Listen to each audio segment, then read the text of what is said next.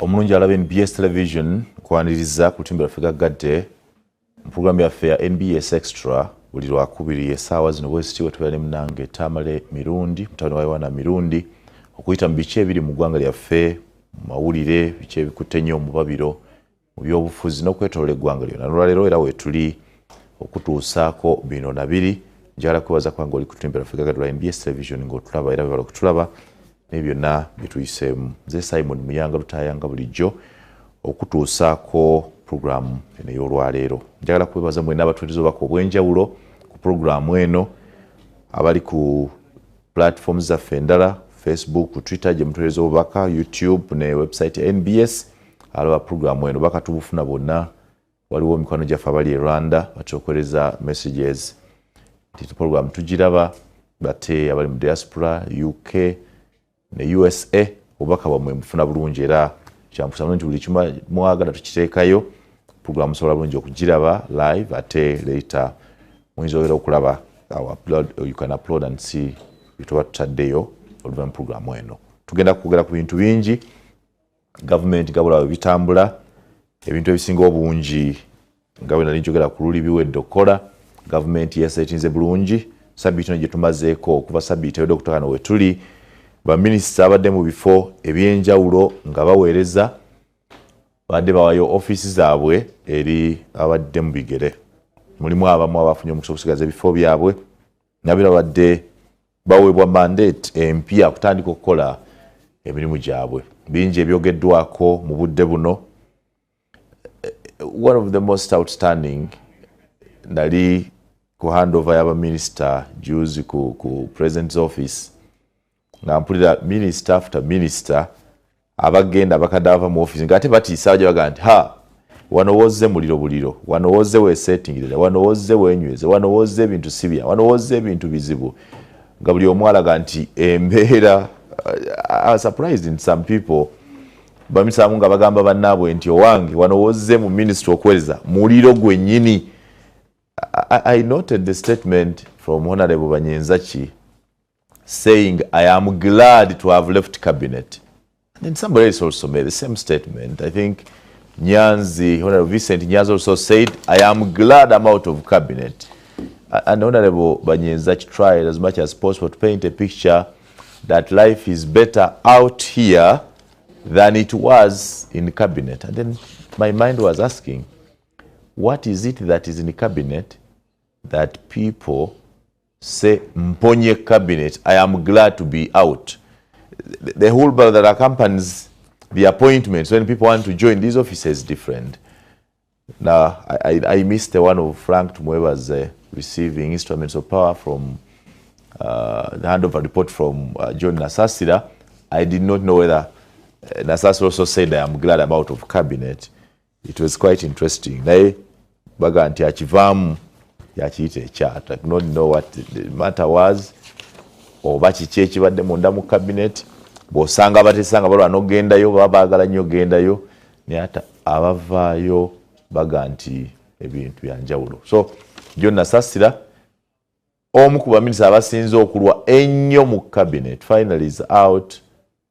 I wanted to hear whether he also said he's glad to be out. Anyway, ne Tamale Mirundi mutabani wa UNRA Mirundi wali ne mole n'amatovu Tamale Mirundi katandikirawo anti dange bwombuuza ne nkugamba era nawe nzukira wangamba mbu I am happy to be out of this service tebino nebirala to join the government. A very big blunder to join the government. Yes. So you also sometimes you feel you are happy you're out. Yes. What is it that makes you feel the same? Bamba mugenda mu cabinet buli omu bagamba kino mwewaana okoze bulungi bintu bitambula lwaki ate omala nolowooza nti no you see government evudde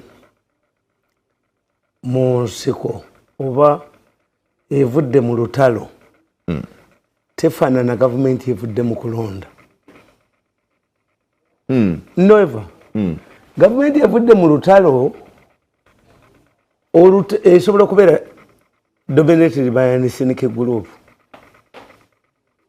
Tugeze nga be balwana bokka naturally that's what happens.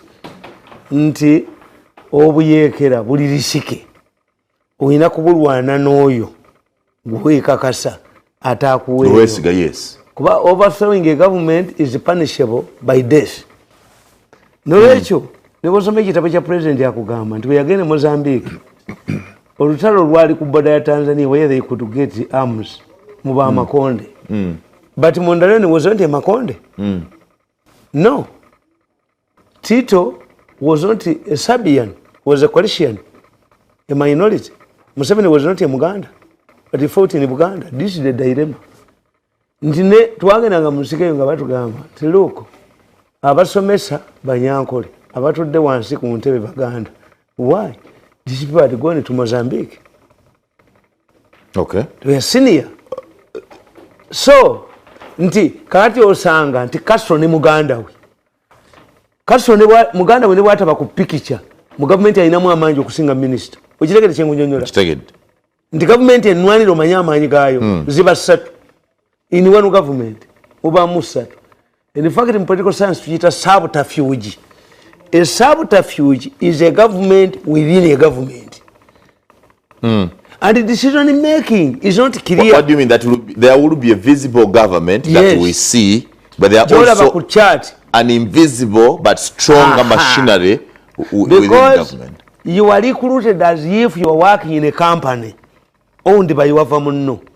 Never tabanibe. But when you buy obutalabika ku chart, naye nga ate bwakuba nti enkya tojja. Management balimu. Okay. Yes. A government evudde mu nsiko is not easy to manage. Gundi Chinyata bamugamba nga nti abakikuyu balidde nnyo nabaga nti mulikuwa wapi? Why didn't you complain that the Kikuyus were dying in the forest? Bwe bali bafa temwayogera kati bwe bali ate mwogera. Obote yabuuza semwogere. How many generals do you have? Ko semwogere. Ate nga abayina. Ate nga n'obote naye yakijja mu gundi. Muyo nga bakola UN St. Francisco. Gundi yamubuuza owa France digo yali aga nange munteeke ku Security Council with equal voting gundi ne bamubuuza Omumerica namubuuza how many generals do you have on the ground?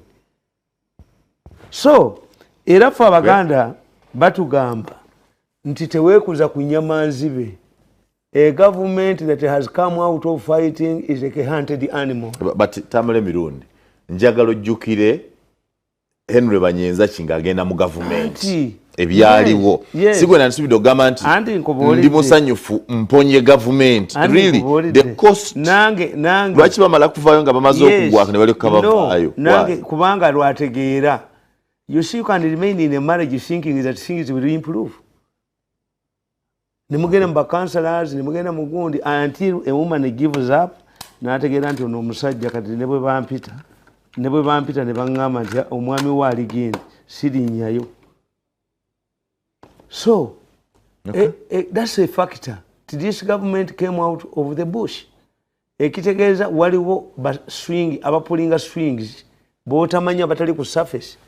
Two, if you do not fight n'oyingira mu government ey'abalwanyi oyina inferiority complex gy'owuliramu muli ky'ova olaba nti muhwezi yabuuza omulamuzi where were you when we were fighting? When Uganda wanted liberation, I offered myself. What did you do? Ogole was in UPC. Yeah, intimidating. Not intimidating is a fact. Where were you? Nemu America babuuza. Where were you during the Second World War? Where were you during Vietnam?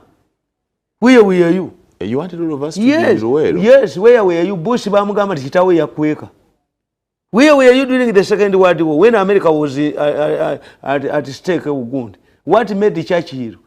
Churchill even offered on the day. So you are not telling me what is it that is burdening? What is it that is burdening? Nti nkugambi ne nkugambi mu political science tuyina ekintu kita subterfuge. A subterfuge is a government within a government nenga gwe togiraba. So do we have that in Uganda?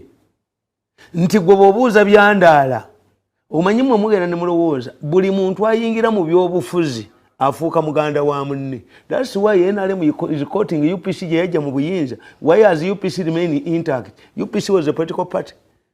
ngoyipise tali munnerukwe. This is why even Obote's departure mutani wa Obote mumukotinga. Learn from UPC. Don't take away UPC people.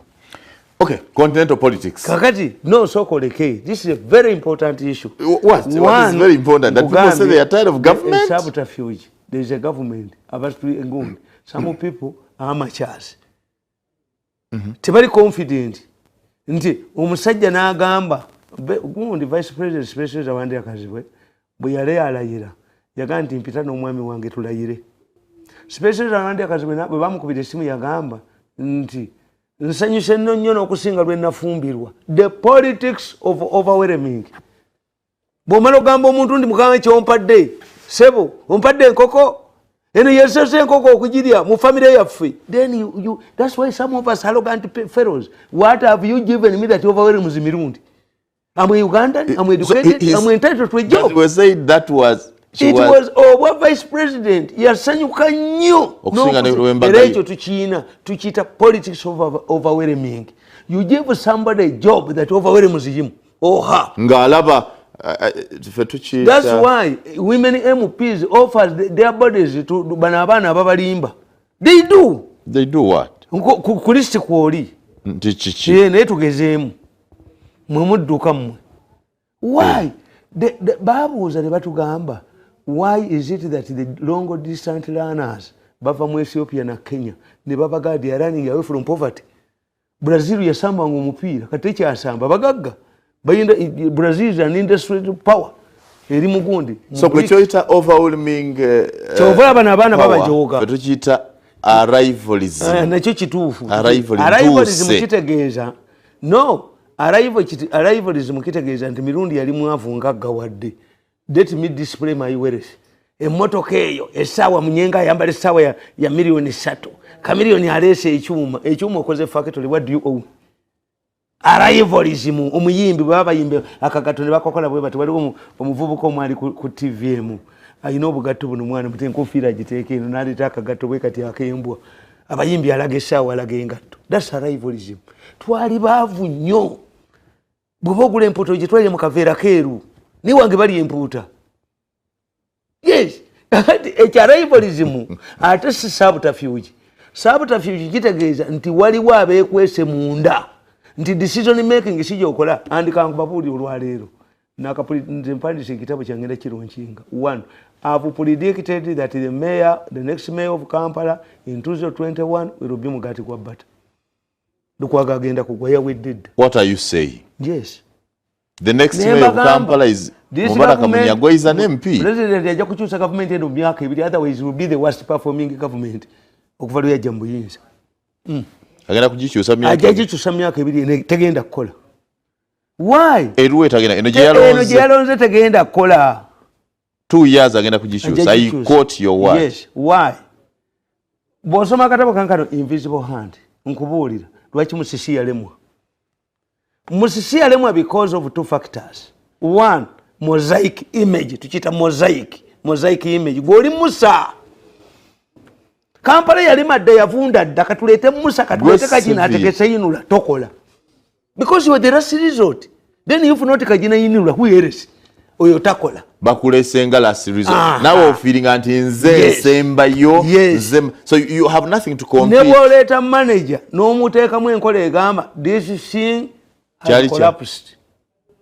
Takola. Adishoyinga budishoyinzi. Kuba wamuleeta ngo kachigudde era buli kwatulya ina is a failure. Amulabanga failure. What? But if this has failed, how come that you found it in operation? Ntidde ku antikoona naye ndaba endowooza mu Uganda tugirina. Yes. Kakati nenkugamba nti mosaic image. Ekyokubiri media yamwe yabaavu. Nti Musisi yagula bano ababbi bano bemuyita ab'amawulire. Abafere mulimu akafere kalinga pusi. Abafere abo. N'ateekako ttiimu ye nga bamuwa miliyoni ebi.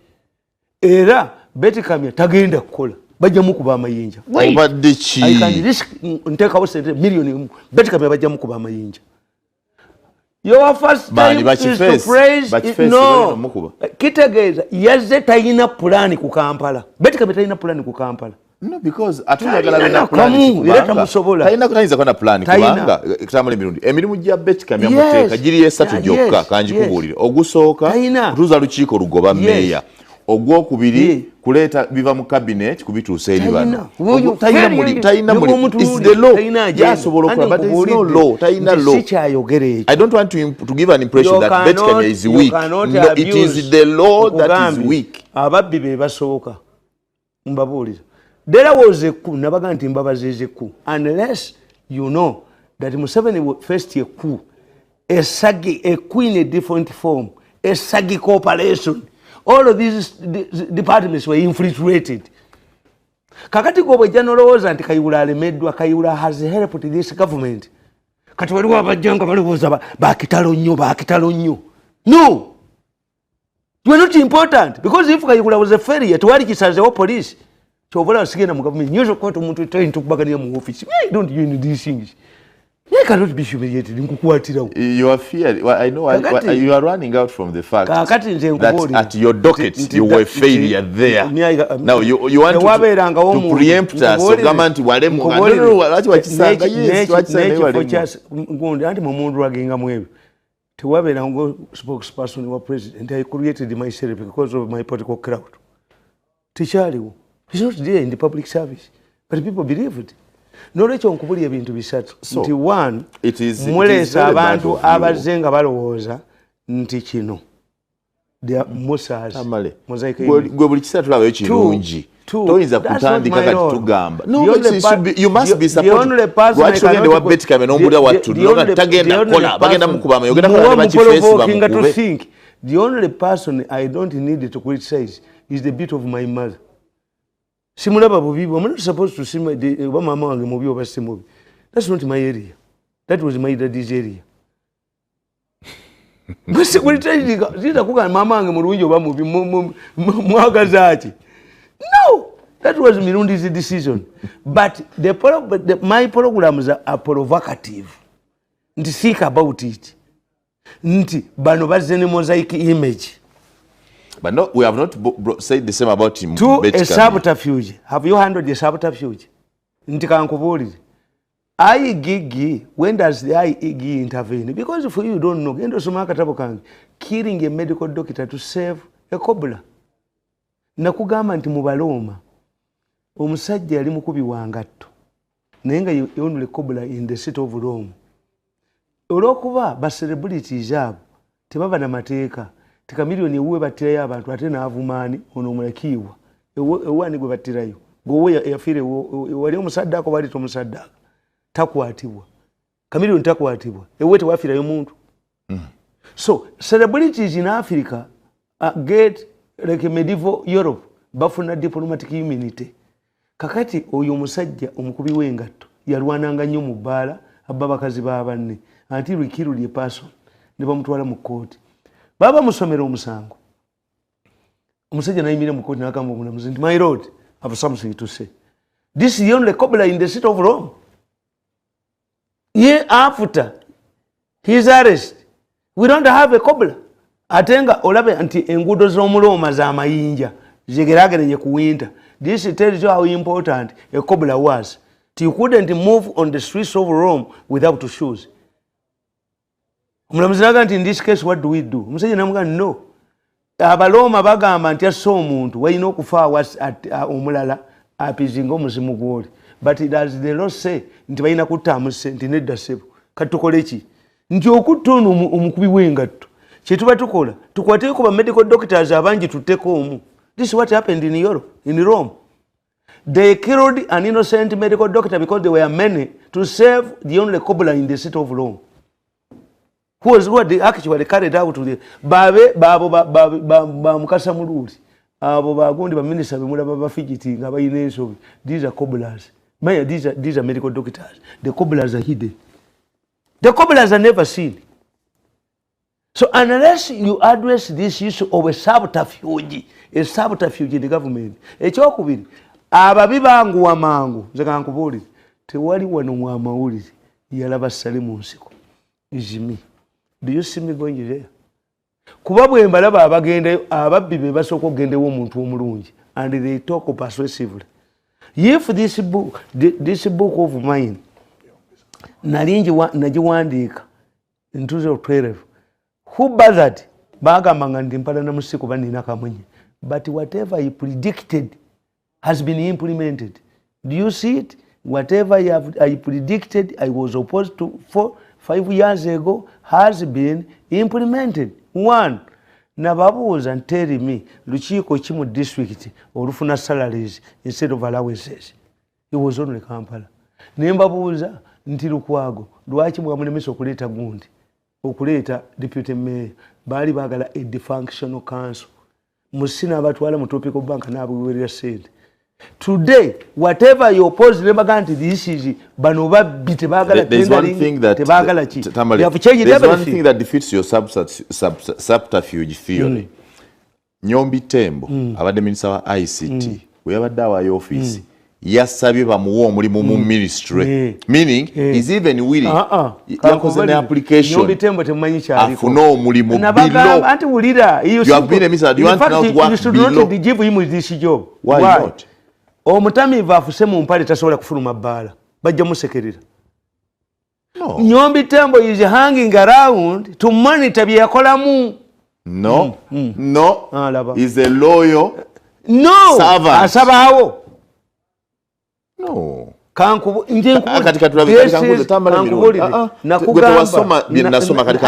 Mu human resource, we have invested heavily in making Nyombi Tembo what he is.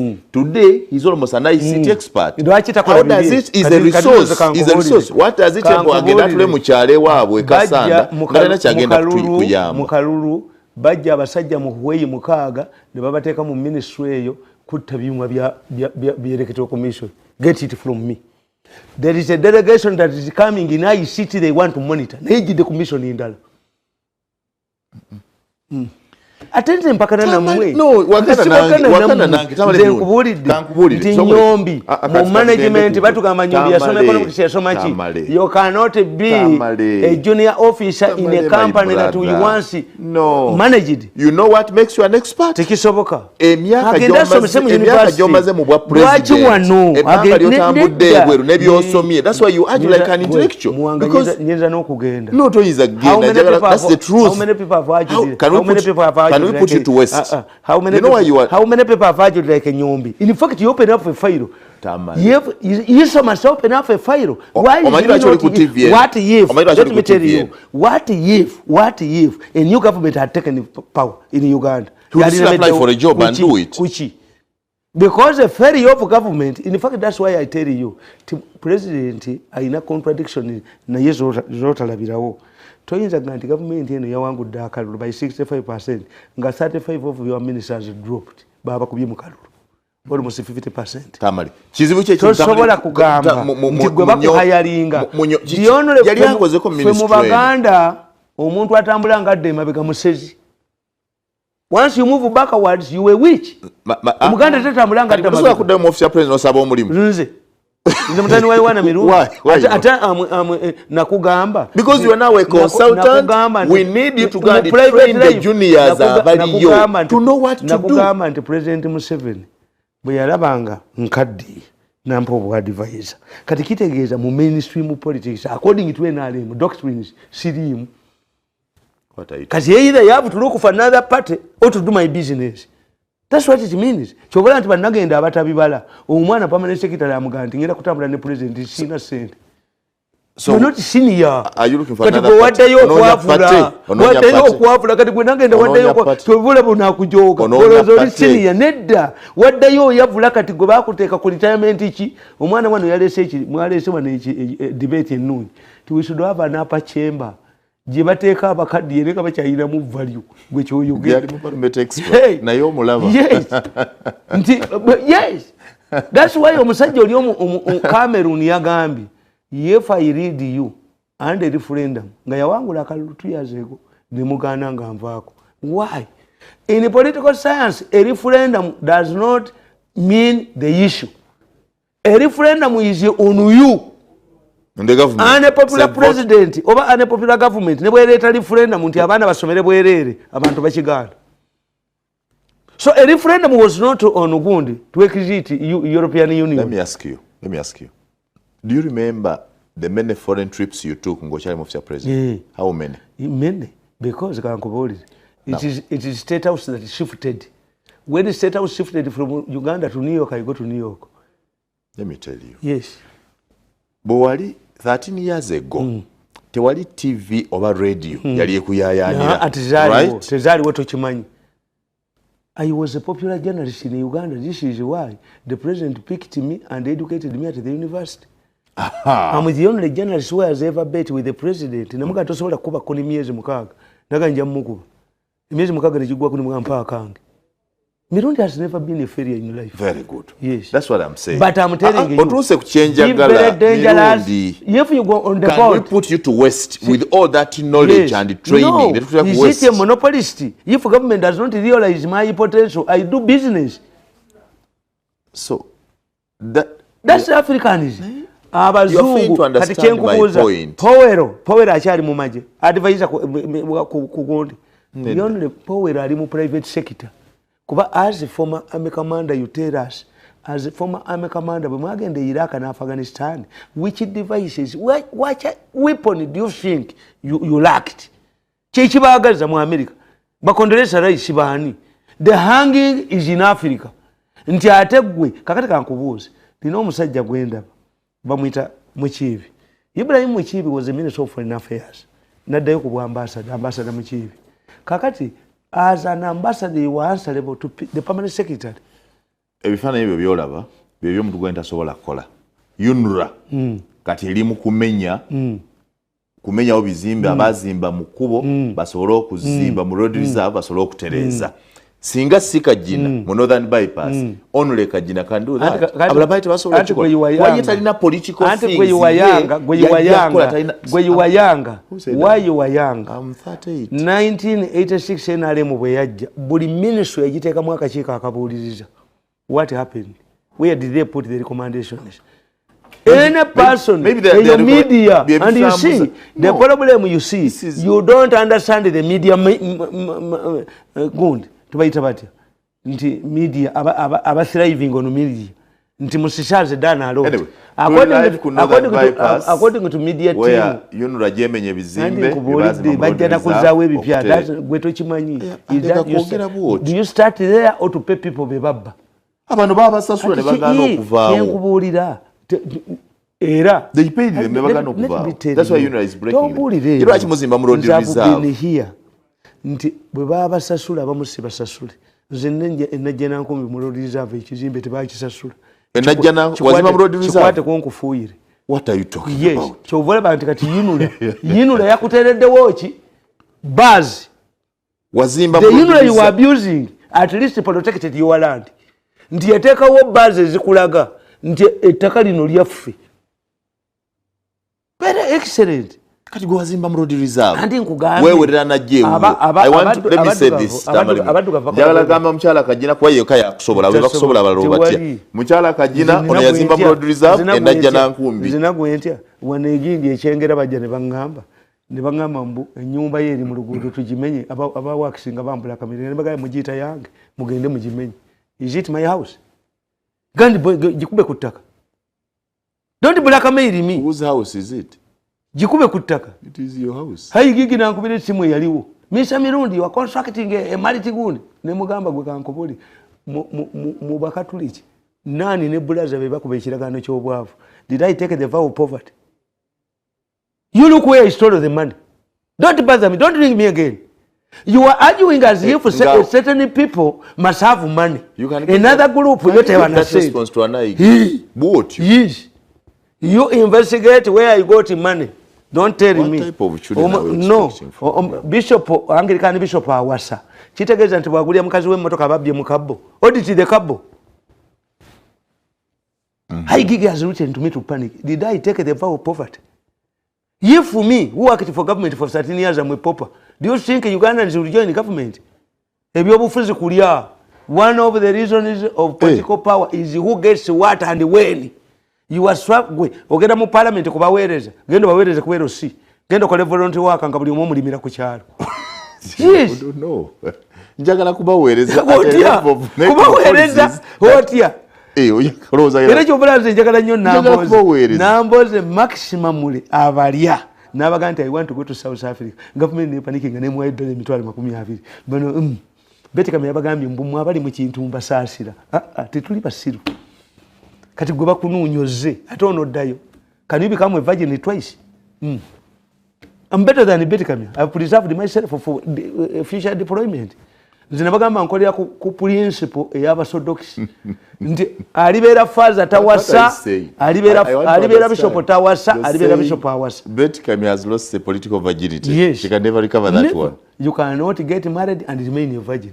Akadi Bukenya seya fenga tuyitawo chovala kati gwengo chakosa title ya presidential advisor. You was that second virginity. Ojoli anjogera Tamale Mirundi hii mutani wa UNRA Mirundi gojogera wana sijogera. Yes, sitambula nayo.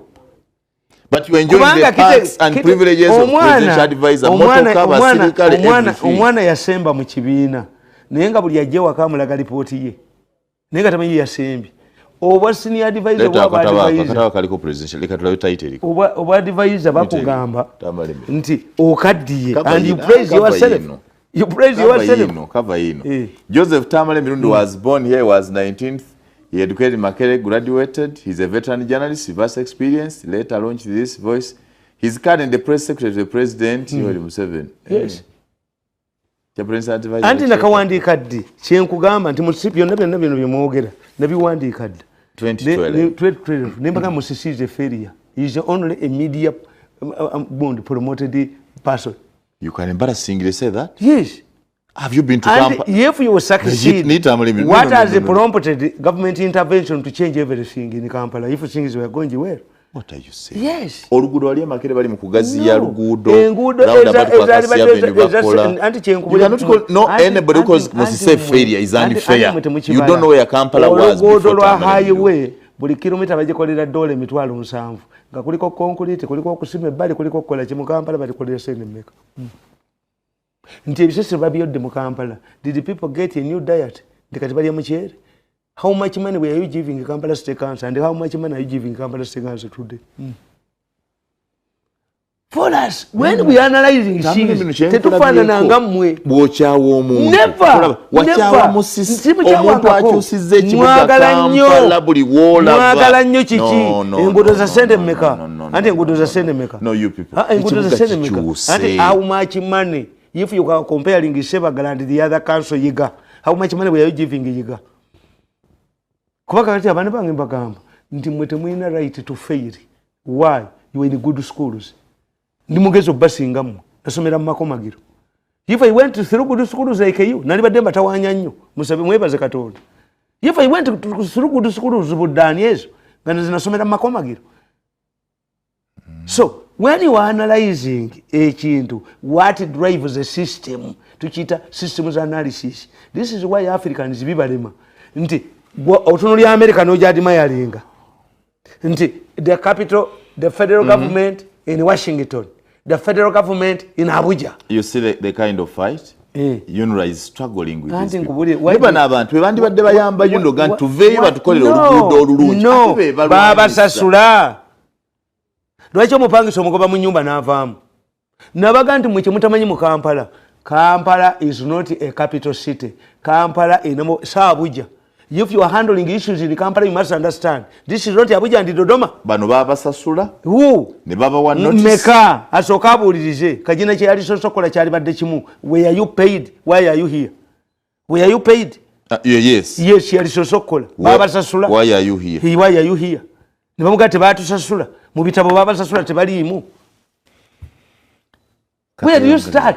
Mwiche chibakola obubi. Mie ero sina mikwano. Tulikuka lero I don't have political allies. Mubuuza abasajja abo babasasula.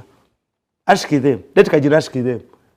Oroza. Nayenga bulijjo baba notice tebabezinga. They have given them several notices. Tebajjanga gantu batusasula. Why? Nkugambye nti gundi mwe muzze mukolera abantu ebintu.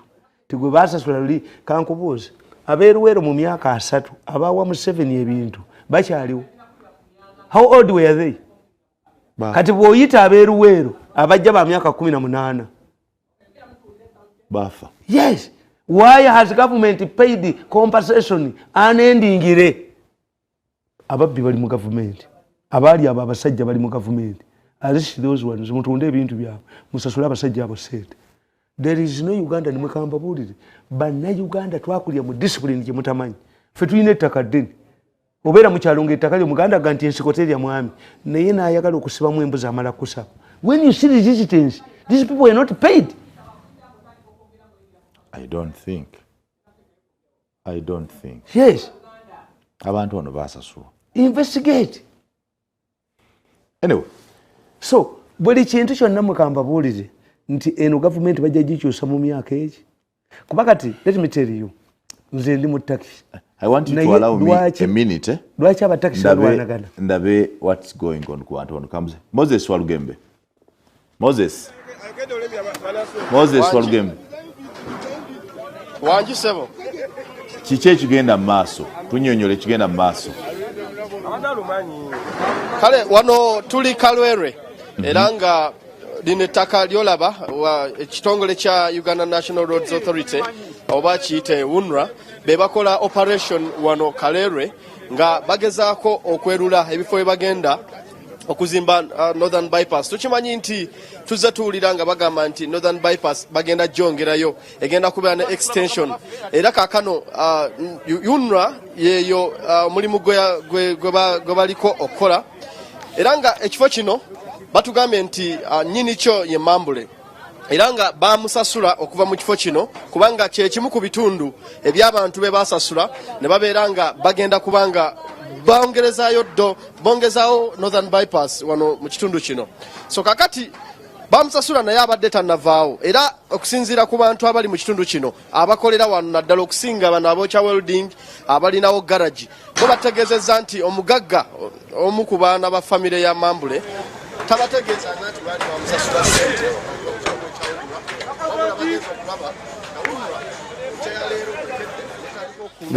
byabwe n'okugyawo ebintu n'okusenda ekifo kyonna okutwaliza wamu okulaba nga beerula ekifo ebagenda okubanga bazimba okwongereza ku Northern Bypass. So wabadde bakacyankanono katonotono olw'okuba nti abantu abali tebategeezebwa nti balina okuvaawo okuva eri landlord wabula yo UNRA teyina kyerinze kubanga yabadde yategeeza dde era nga yawadda ne notice y'ensonga lwaki bo bakedde ku makya ne batandika okumenya ekifo kino. So ekigenda mu maaso nti bali mu kumenya wabula atwala akulembeddemu omulimu guno ategeezezza nti tagenda kwonoona bintu by'abantu olw'okuba nti tebategedde nti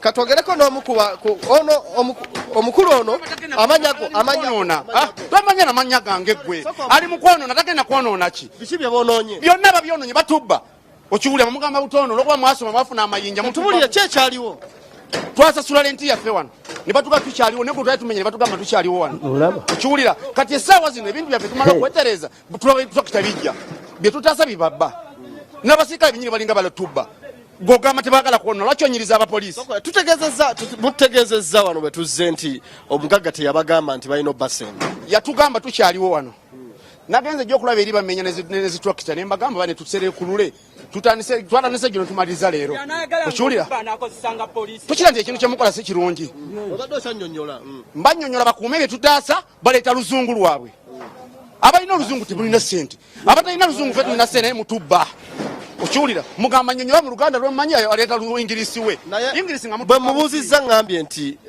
tagenda kwonoona bintu byamwe okwonoona tunuze eri kitivi ekyo kitunuze eri biri byonna babiyiye tanagenda kwonoona biki biri tunuze eri bakulabe biri biki bibonoonye tagenda kwonoona ki biri byonna biri babinyize omusango gwa 15 million bagenda gunyiga okiwulira mumuwoza tagenda kwonoona munyiriza poliisi mutuwe taxi essaawa 3 twetereze essaawa 3 just tutereze ebintu byaffe munakuwoza ndi arasimaire tugenda kumenya gwe wogaba amawulire gati bagenda wano okusinga mukolerawo twokya muliro wano okiwulira mashini zaffe zonna zibbiddwa mutugambye tuzizaze tuseeke ebbali zetuteeke ebbali zibabba ate gwewoza tebawonoona jasi okuleeta emmotoka okuyimirira tuteekeko ebintu byaffe byetuteekeko bibajjako gwewoza bataasa bano abasirikale abatamanyi luzungu lwaki kayulula tuwa abatamanyi luganda tubanyonyola tebawulira okiwulira bakasasula muti ate omugagga batugambye nti babadde bamugamba nti nedda tebakitugambangako tebakitugambangako n'akatono tebatuwadde ebbanga onamusasula sente nga mmeka okusasula wano wemukolera okay wano tubadde tusasula emitwalo 6 nze wensasula buli omu alina sente zasasula ezenja alina sente zasasula mu kifo wabadde akolera naye nga lwenje eri wakati wa 6 ne mmeka 2 bwe watyo bintu ki byofiiriddwa nze kati ebintu byange byonna mu ebiri omwo amabaati biki byonna bye mbadde mpakinze omwo byonna situnabijjamu ebintu by'abantu bakozesa poliisi lwaki tebajja bokka ng'ekiseera kituuse ekyokumenya ne bajja ne poliisi olwoko bakuŋŋanyiza poliisi bakimanyi tetujja bakkiriza bimenya tebanasasula abantu kati fe bajja batugwirako bugezi tukole ki we bajja ne poliisi gye beekwasa buli kamu okubba bakulembeza poliisi waneno buli kubba bakyamani bakuno babbi basooka goba abantu ba buyumba balina okusasulwa bakyamani bakuno be bayitamu obubbi ne bayita mu poliisi yakuno gasiya walugembe olina b'ofunyeeku ku bagagga oba mutabani wa Mambule oba Mambo oba landiroodi abadde akwata ensimbi ku lwa Mambule annyonnyole lwaki bannasasula abantu bano badde okubategeeza landlord tubadde tunnabagendayo kubanga engeri gye twali twakatuukawo naye nga essaawa yonna tujja kuba tugendayo tumwebuuzeko tumanye oba ddala bituufu bamusasula oba tebamusasula wabula abantu kale ogira onoonyeza ku mawulire agasinga ku ago tujja kudda gy'oli akadde konna webale nnyo Moses Walugembe ali Kaleerwe ekitongole kya UNRA kivunaanyizibwa ku by'enguudo kikedde kusenda abantu abagamba nti baazimba mu road reserve naye leero bw'oba ozimba weetegereze w'ozimba wewe ebintu bino ebimu byetaaga bw'ogenda mu bitongole tugeze bw'oba ogula ettaka sooka ogende mu Ministry of Land sookebere ettaka lyo ly'ogula ab'omulandizi abatunda ebyapa biliyoni 3 biliyoni mmeka omanyi abantu babulijjo bawulira ebyo nti baatunda ojjukira biliyoni 3 biliyoni 5 omanyi nti Ntaganda yagula olusaalu oluli mu Wakiso ng'aluguze mu Kampala Land Board omanyi sente ze baamuwa mu Yinula. You see, for you are not informed. This media is not informed. Ekyokubiri mwe mbagamba nti China has developed faster than India, but India has more educated people. The only explanation is this: China is not a democracy. Before the Indians can make such a move, they must study the public opinion. A democracy, you must study public opinion. Abantu bavu be creating emirimu gyammwe. You should ensure have PR. Nti banenge wano baagulawo muli wano a month earlier wano baagulawo kati wano Tamale yes UNRA yasasula Mambule nga did they inform, did they pay in public Mambule, did they come and say wano baagulawo kataiza kunenya UNRA anti nkubulidde no would you not contact the tenants because the tenants belong to Mambule okukitegeera nti eri mu democracy. What's wrong? In Europe, everything is persuasion. In Africa, force. Why do you use force in Africa? Because you lack people. Send me there. I will explain to the people that they live. Because there is no sirimubi. Niyabe ekibakayanya nti bana ababbi babaguddeko bugwi. Omusajja ayinamu amabaati kayinaki. Those people participate in the economy. You are fighting Chifeshi nabagamba nti mu Kampala temuzanyiranga ku bantu. When you deny me access to Butembeye, I sleep in my house during the day. I become a Chifeshi at night. Demonstrations zibera mu Kampala. Oyo Besigye. You are worse than Besigye. Besigye just moves and goes away. You are destroying people's properties as if you cannot wait for a day. Eriyo olunaku waliyo mu Africa bagenyi. Mulowooza highway badde okumala ebbanga ddene. Yano yennyini bwe mujja evaluating lwe luguudo lwali lukolebwa. So learn when you are having a democracy. I'm surprised you're faulting UNRA. Yes. Instead of these people. No, bano banaku. I thought a road is a public. Bano tebamanyi. Nabane bayamba. Gambye nti babuuza abasajja bababuuza ti mwasoma psychology. Ekibera pipeline y'amafuta eyita muki. Eyita musiramu. Batu kencha ne gulo. Do they live? Bagamba nti omuntu yenna akulidde mu mbeera embi. Omanyi nti mu Uganda bw'oganda kolera ze omala kuwera manzi ga buveera nowera n'ebintu. On their death, they need explanation. Abazungu balwanyisa wala ginaabalema. Babagamba omuzungu yajja mu gundi mu lukiiko lwa Buganda n'abaga nti wala kyayo ky'ekibumba. N'omusajja n'amulika omukono n'amuga tubuulire. Wala gye bw'abayo ky'ekibumba omuntu afudde n'ekibumba ekiramu mu wakintu wali nti fulumu olukiiko. While it remained in Uganda up to today. Are you chebumba? After the chebumba chiramu mumuwachi. I'm nasoma mass communication. I'm a change agent. When we look at the people, we know how to change. Southern Sudan tebagenda mutoi. Kakati kwe kankubulire, nze nkubulira wane nkugamba. Pala kulafubirize njagala mu katabo kano. Era nagamba nti bwendifa katoke bajja okuwa omusika. Nakugamba in Kenya, taxi drivers were given a 5-year grace period. The government imposed a ban on the importation of omnibuses. Kenya will not accept omnibuses in the next 5 years. Nobody can import a minibus into the country for taxi business. Why didn't Musisi use the Kenyan option? The intention was not to decongest Kampala, but to grab Utoda. Is Uganda Kenya? This means that no importation of spare parts, and you give the taxi operators time to gradually phase out their already omnibuses. Very good. Nkubuuza nenkugamba njogera kubano kati mukatabo kange nkubuuza. What about those nkubuli? What will happen to all these groups that have not been given a gradual socialization? Do you think are they going to fold their hands and close their businesses under the harsh economic conditions, or they are deliberately lured into opposition hands? Very good. Kati okanti omusajja agenda kula. Agenda kula. Abadde ayina kyali okimuggyeko. What's the hurry? Why don't you send their people? Why doesn't UNRA start a project of sensitizing people? You gentlemen and ladies, do you know that good at PR? You know for sure. Kajina is good at PR, by the way. He's good at PR. Ekisaawe kyenna kivuba akigala luli nga balemeddwa okusasula miliyoni 4 mwaka revenue ya kiggalo okimanyi ekyo. Hamu najja n'abayamba era kati revenue ebadde ememengwa okumemengwa njogera butereevu okumemengwa manyi kitegeeza mu Luganda okumemengwa talking rubbish nti ebadde zeemwe kugambe nti ekisaawe tugenda kigala ku billion 405. Why do you wait the figure always raised to 450? Era bakigale ekitegeeza there is a relationship between these sheaves in Nakivubo and Uganda Revenue Authority. So mwe bamutabeere Museveni ekimufuzize eggwanga lino. Museveni ekimufuzize eggwanga lino kiri bwe kiti. He understands these people. If you were a leader mwabava emakerere mu abatamanyi wansi temusobola temumanyi bantu kibaluma. Nagamba Mayanja Nkanji nga Minister of Finance. Mayanja Nkanji nga abadde omusolo gwa 13. Nange muzukulu wa Mugema. Omusolo gwa 13 guyina gwe gumenya kubanga yakera ne miliyoni 3 nakera nakasiro nagula ebintu. Kakati what happened? Bagenda bakwata omusajja omusolo ne mutabani we babatwala e Masaka. Gwa 10 mubasiba mutayogera na munni omwana ayogera ne kitaawe. Omuserikale amukaka emboko wa prison. Omwana akuba omuserikale wa prison emboko enkumbi omutwe namutirawo. Nabali ne battono ne kitaawe. Emirambe egi ne gibeere Kalungu. This is what made Mayanja Nkanji to realize. Abasoge wamwe bayo amagombola ameka. Batta ba amagombola ameka. Kumusalo kwa sende meka. 13.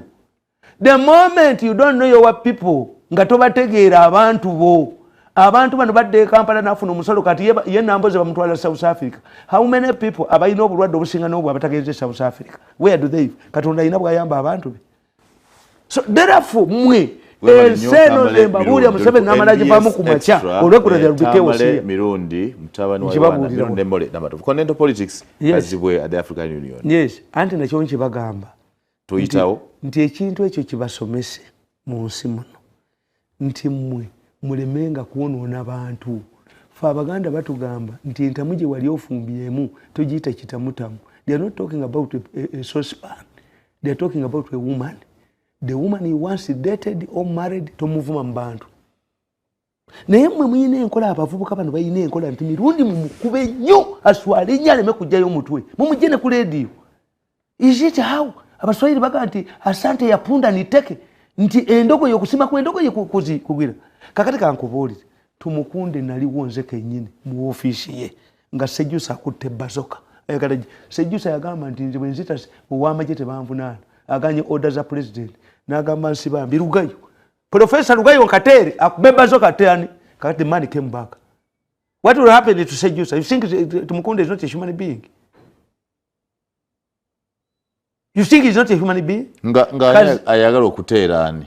Sejjusa bafulumya tumukunde nti president amugobye mu yiso. Tumukunde agamba where is the communication? The president was away. Yali agenze gundi. Nasindika Sibambi. Sibambi saved it said gundi. Tumukunde. I was there with the Tumukunde in his office. Ku his headquarters. Try to kemisindo kwambuka amadala wangu.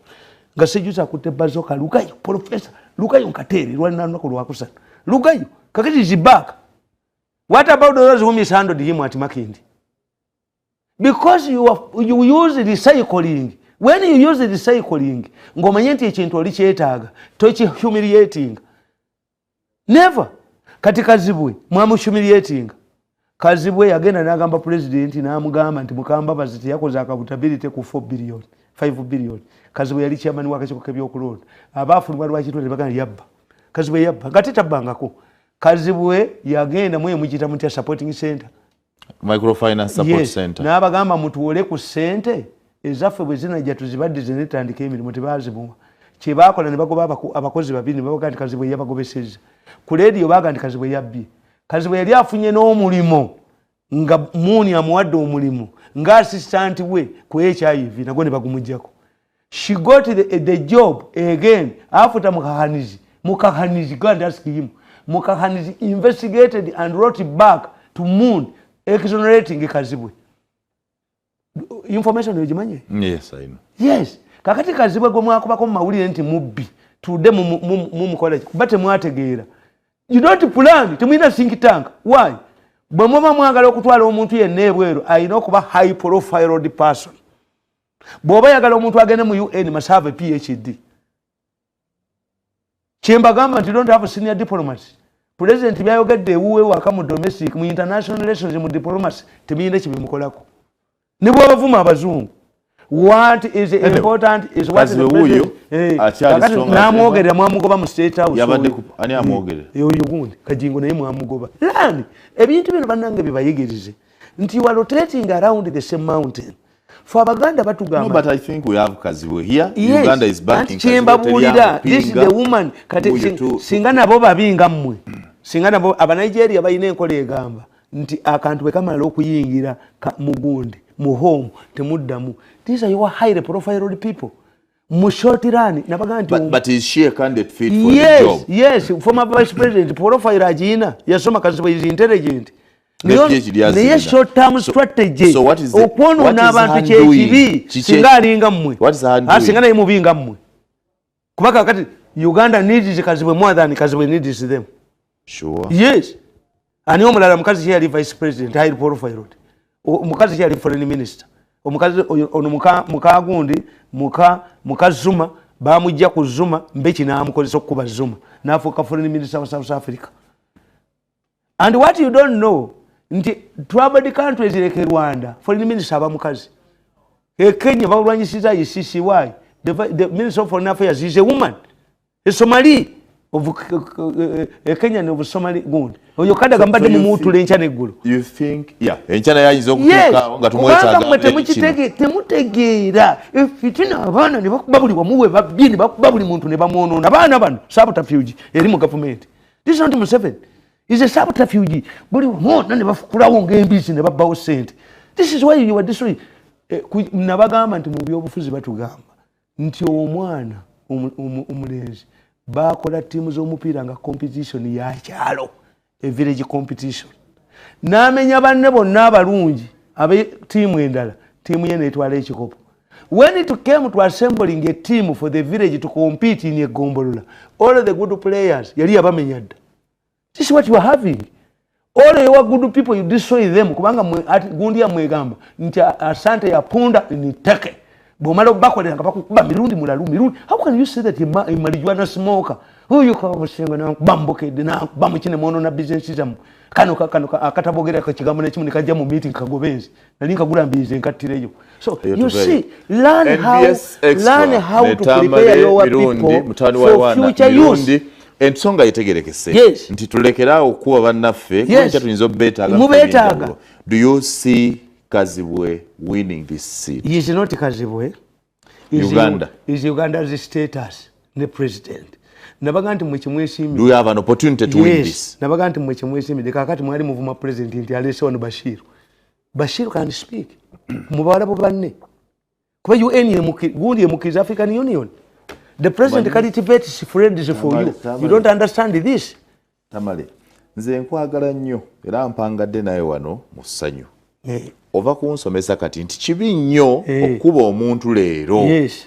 Kuba enkya buyinza okukya nga mumwetaaga. Naye buli wetubeera wano oba tula mayiga, oba tula Bukenya, oba nawe nti enkya tujja kwetaaga abantu twagala Bukenya afuke president ng'okubye. Bukenya yeeyonoona yekka nabagamba nti yes, Bukenya yeeyonoona yekka nabagamba nti mugamba buulire. When you go to France, omuntu kasamala okubeera meya wa Paris, bo bakiyita Paris, oba president abumaze. Nono yennyini Holland kati waliwo omulala. But ono Chirac yali meya wa France. Ono Gundi Sankozi yali meya wa Kawempe. Because once you become a mayor, if you become a mayor of Kampala, nemo mutundi aba muyiga yavunda. Where is Yiga? Bidandisali amanga gonna gajja wano ne gayigira kufe local government. Yeyo nono. Should be Gundi an envoy of Uganda bajja kuyigira wano consultant. But nabo bennyini balowooza mu short run. A man like Bukenya was a PhD. Mu buli kintu kyonna gosoka okuva mbakisinga ku bakazi bawala bakola ki? Because it becomes a moral issue afterwards. Is me who tell them, nemuga gwe mayiga. Temuyinza kubanga abasiramu bali mu kisiibira ng'olona ttafaali. Namwogedde kubogezi n'aholotinga. Abasajja banoonya ssente za ddaaku banoonya kitu. Temuyinza ganti Abaganda baafunga mu mubabba. Mwalaba Museveni omwangu. I tell you. Chobola banti Buganda esigala mabega wayi. Ate ye ina subterfuge bbiri. Waliwo subterfuge eri mu government, waliwo subterfuge eri emmengo. Kati Omuganda ina government yezi zaaweereza. Ey'okungulu, eya national subterfuge ne subterfuge y'emmengo. This is your problem. Mbamba yamba buyambi. I'm helping Baganda. Nti others tebasobola. I'm helping Uganda nzi why. Nze Katonda yannyamba. Neekolera ssente zange nembeerawo. Nze musajja atalwani ya mulimu gwa government. In fact, mumwakola mumwabulwa bubulwa. Such a people like me would be in the research center. Oba ku secretariat. Inena kakati mubadde mu kubaka Gondi. Ani? Lumumba. Yabba bilioni 7. What message are you sending to the soldiers? What are you saying? What message are you saying to policemen? You are saying baba kubako ni 7. Obanga Lumumba be 7 ate mmwe. Ate Lumumba abantu bamwagala nanyi baga kano kakakuni akalya sente buli kaseera kafunyeyo n'akabba. Bapulezinga Lumumba. So emikisajja kazibwe should tell you. Emikisajja giri urudda. What are those strong points Uganda is fe batubuuza mu international relations, what makes a country influential in the international arena? We are peacekeepers. Yes. No Botswana. Yes. Kazi bwakubya atya abantu. Andi nkubuulire president yatulako nowa Gundi owa Madagascar. Namugamba nti tuliva mbi tukompitinga nga ffenna nti naye ffe tuleeta omuntu waffe n'agaana n'ayita owa Chad kuba the president invests mu bano bonna bemulaba kati oyinza okusanga ng'okuleeta bapulezidenti abo okuba teeta wano mwe mwali temukitegeera nti anoonyeza kazibwe kalulu. Museveni kani kubanga ye naye banne abayambyeko ne banne abayambyeko Fedunzo okuza nti bajja kubawo ng'alayira nga yabaleeta n'okulooza afune time eba meeting. This is what I've seen about the president. Nti singa yayina abamufaanana naye tayina n'eno gavumenti egenda kulemwa. Eno gye yalonze nabaga ntukiyita Apollo team oba Gundi dream team. Mwe yaleeta abagezi bonna mu ggwanga ne bagwa lwaki yayina corruption. Bonna yabaleeta ne bagwa. Kakati Uganda ono kaziwe can be propelled. Kakati mwalaba Richard Kezuka yagenda mu World Bank. What happened? Mwamugamba yali enguzigo ya mutwalo gwa dola gumu ne bamujjayo. Mutwalo gwa dola gumu si kwa World Bank ogwa mu wano.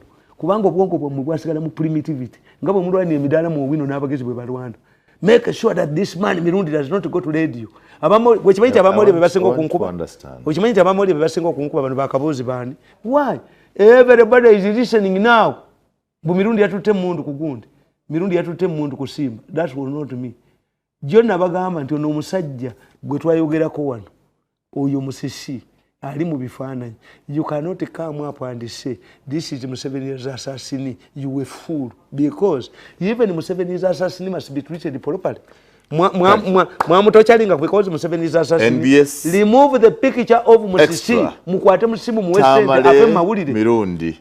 Mutawani wa UNRA Mirundi Nemmole era mmole kwali kati mola alaba afuna mu setback kati bamugambo nagenda ne mundu ku radio gundi aliruddawa mukwano go Mbabazi gotero okumanya ebimufaka asirise nnyo Mbabazi tasirise Mbabazi is working and Mbabazi is going to be baba tejeje nabagamba nti okulondebwa kwa Kiza is a coup in a different form. If you want to get to effect Kiza change, is not an Mbabazi. If you want to effect change in Africa, assure those who are in power. Because African politics rotates around this initiative. Abanyakole benyiri bakugambira baga nti Mirundi nti gwe tukwagala onyonyola ebintu. Naye n'omunyankole atayina bwali bamuga nti ayina sente ku ssomero. Namwe temuyina. Kakati bino bye boogera abayaaye motoka zammwe tujja zikwatya Katonga bwe muligenda ebibanja byammwe tujja bibajjako. So this is dangerous. Now they have solved this problem. Tuchita great socialization. Nti abali mu power muyina okubakolera embeera ebajja mu power gradually nga si violence. Kubanga abahutu balemere e Congo ngate omuhutu president Bizimungu gundi. Kakati kasofuna nti abalwanyisa Museveni opposition leaders bali aba. Mbabazi nani ne Besigye mumutese mu store. Ono mugisha muntu yeta kimanyi nti enale nti FDC minus Besigye is equals NRM oyo tayina political reforms zakola kakati tewabayiranga wonsi mugende mugisome where you find the leader of opposition the formidable opposition leaders coming from one region kiba kitegeeza fa Abaganda tuyina abalongo tukayita Ameru n'amaddugavu tibozaala abalongo nga balenzi battanyabwe bozala abawala aberere batta kitaabwe. Why? The argument would be to take that into atutema. So Ameru getuyita Ameru ye mwana omwala n'omulenzi nti yo bwe badecidinga kuba babatyanga nnyo Abaganda.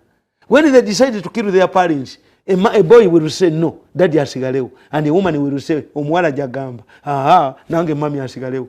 But when you have amaddugavu Abaganda abalongo tubayita Ameru abaddugavu, if they are all sisters or boys ago maddugavu, dangerous.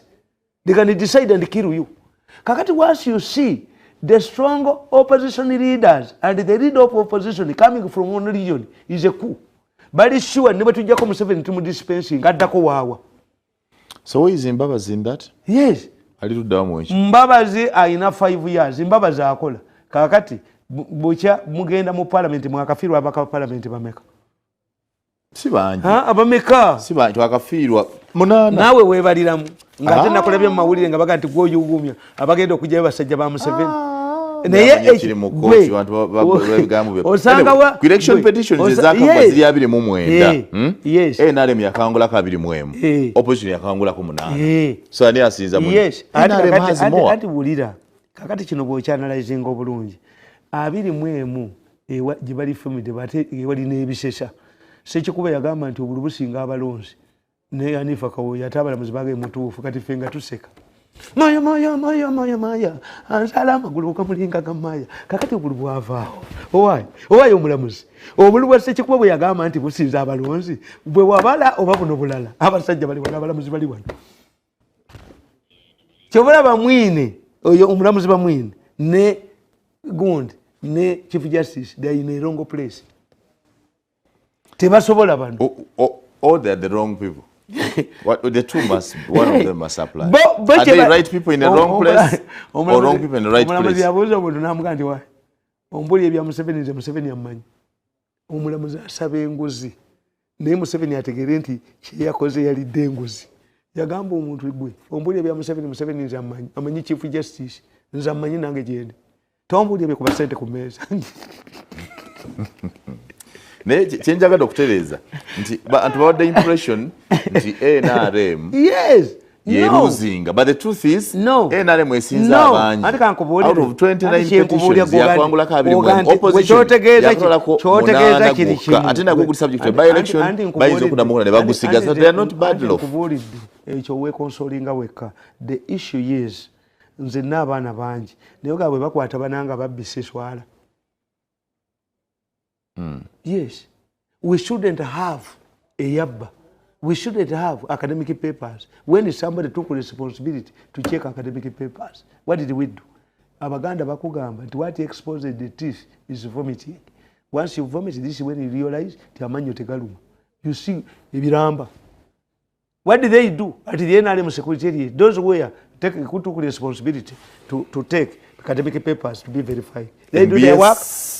Extra ne Tamale Mirundi mutwani wa UNRA Mirundi atumalirize bwetutyo olwaleero wasoma international politics abantu bagende bakole obwedda bali waka era sure. Omukazi yangambye omusajja yange nti onvumisa mukazi wange aka statement yako kajjeewo aga nti uliya bwabajerega nti muli waka nedda mbebaza bwebaza tubebaza abantu munange banoonya bawuliriza baga nti esimu zaffe zonoonesimu nibo banakuba tewali akwata ku maledi yaago kyembakoze ninze bagamba ekintu kimu nti mmwe bwe mubanga Mirundi mumutya leeta mwannyoko oleete maamawo oleete muwalawo tebayinza kusula wange ennaku 3 n'ogamba nti bonna tekujja kufuna kaafuna lubuto kuzaala mugezi nganze sitegedde kyuga aleeta if you attack me kuba nina audience is because of my presentation. I'm not the ordinary staff. Kakati mwe kyemukola tolwanyisa Mirundi kumuwayira mundu kukola ki no gwereeta mwannyoko oleete ne maamawo oleete ne muwalawo ne mukaziwo bwe banamala ewange ewiiki tebayinza kuddayo nga kuba nate kuli afunye lubuto mu famire yamwe mufune Mirundi. Don't kill a person. Gondi wamma bino tumalize bwe tumalize olwaleero programu ya NBS Extra ne Tamale Mirundi mutwani wa UNRA Mirundi Demolition n'amatovu bwewala okubeera tujja kuda programu eno olweggulo essaawa 5 ez'ekiro ze Simon Muyanga Lutaaya.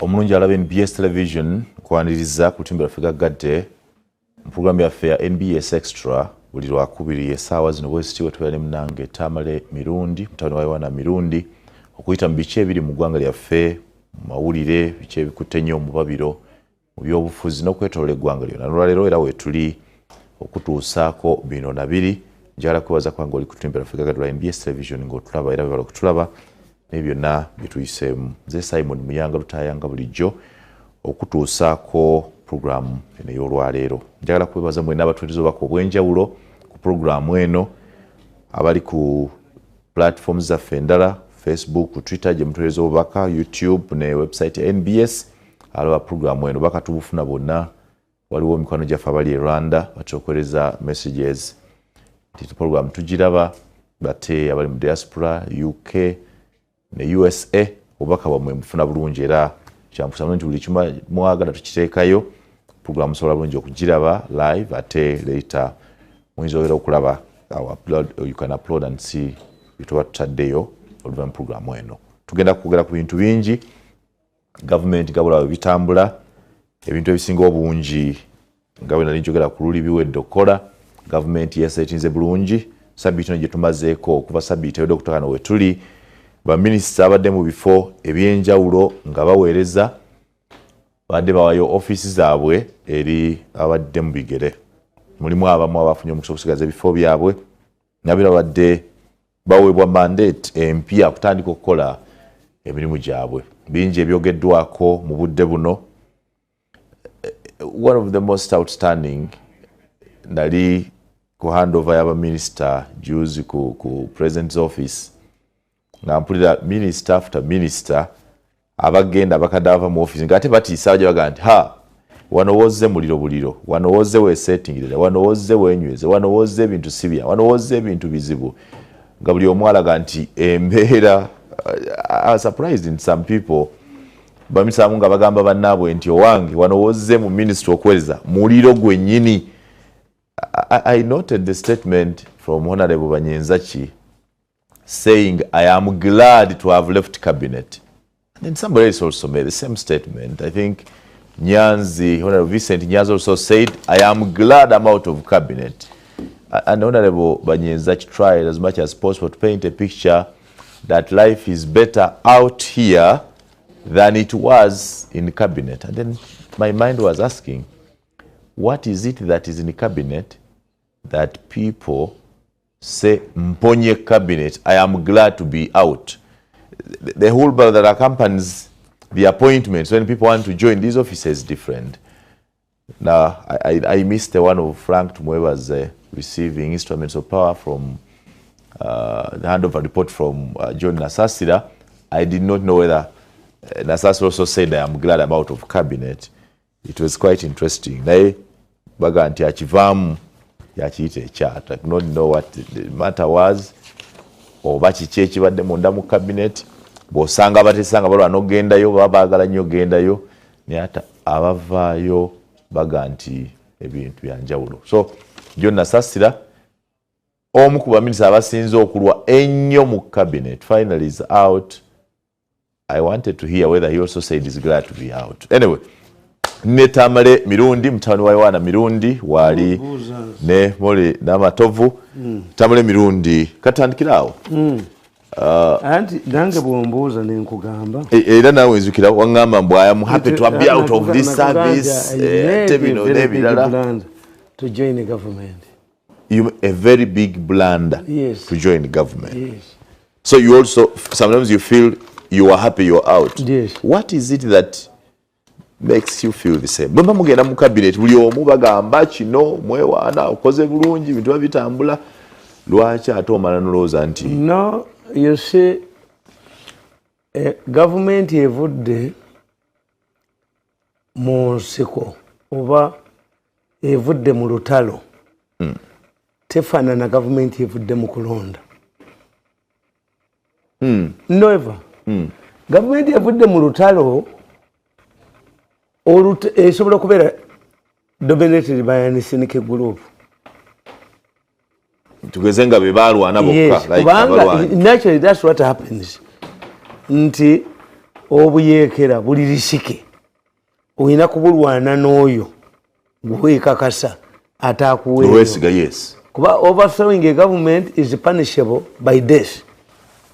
Nolwekyo ne bw'osoma ekitabo kya president yakugamba nti bwe yagenda Mozambique olutalo lwali ku boda ya Tanzania where they could get arms mu bamakonde.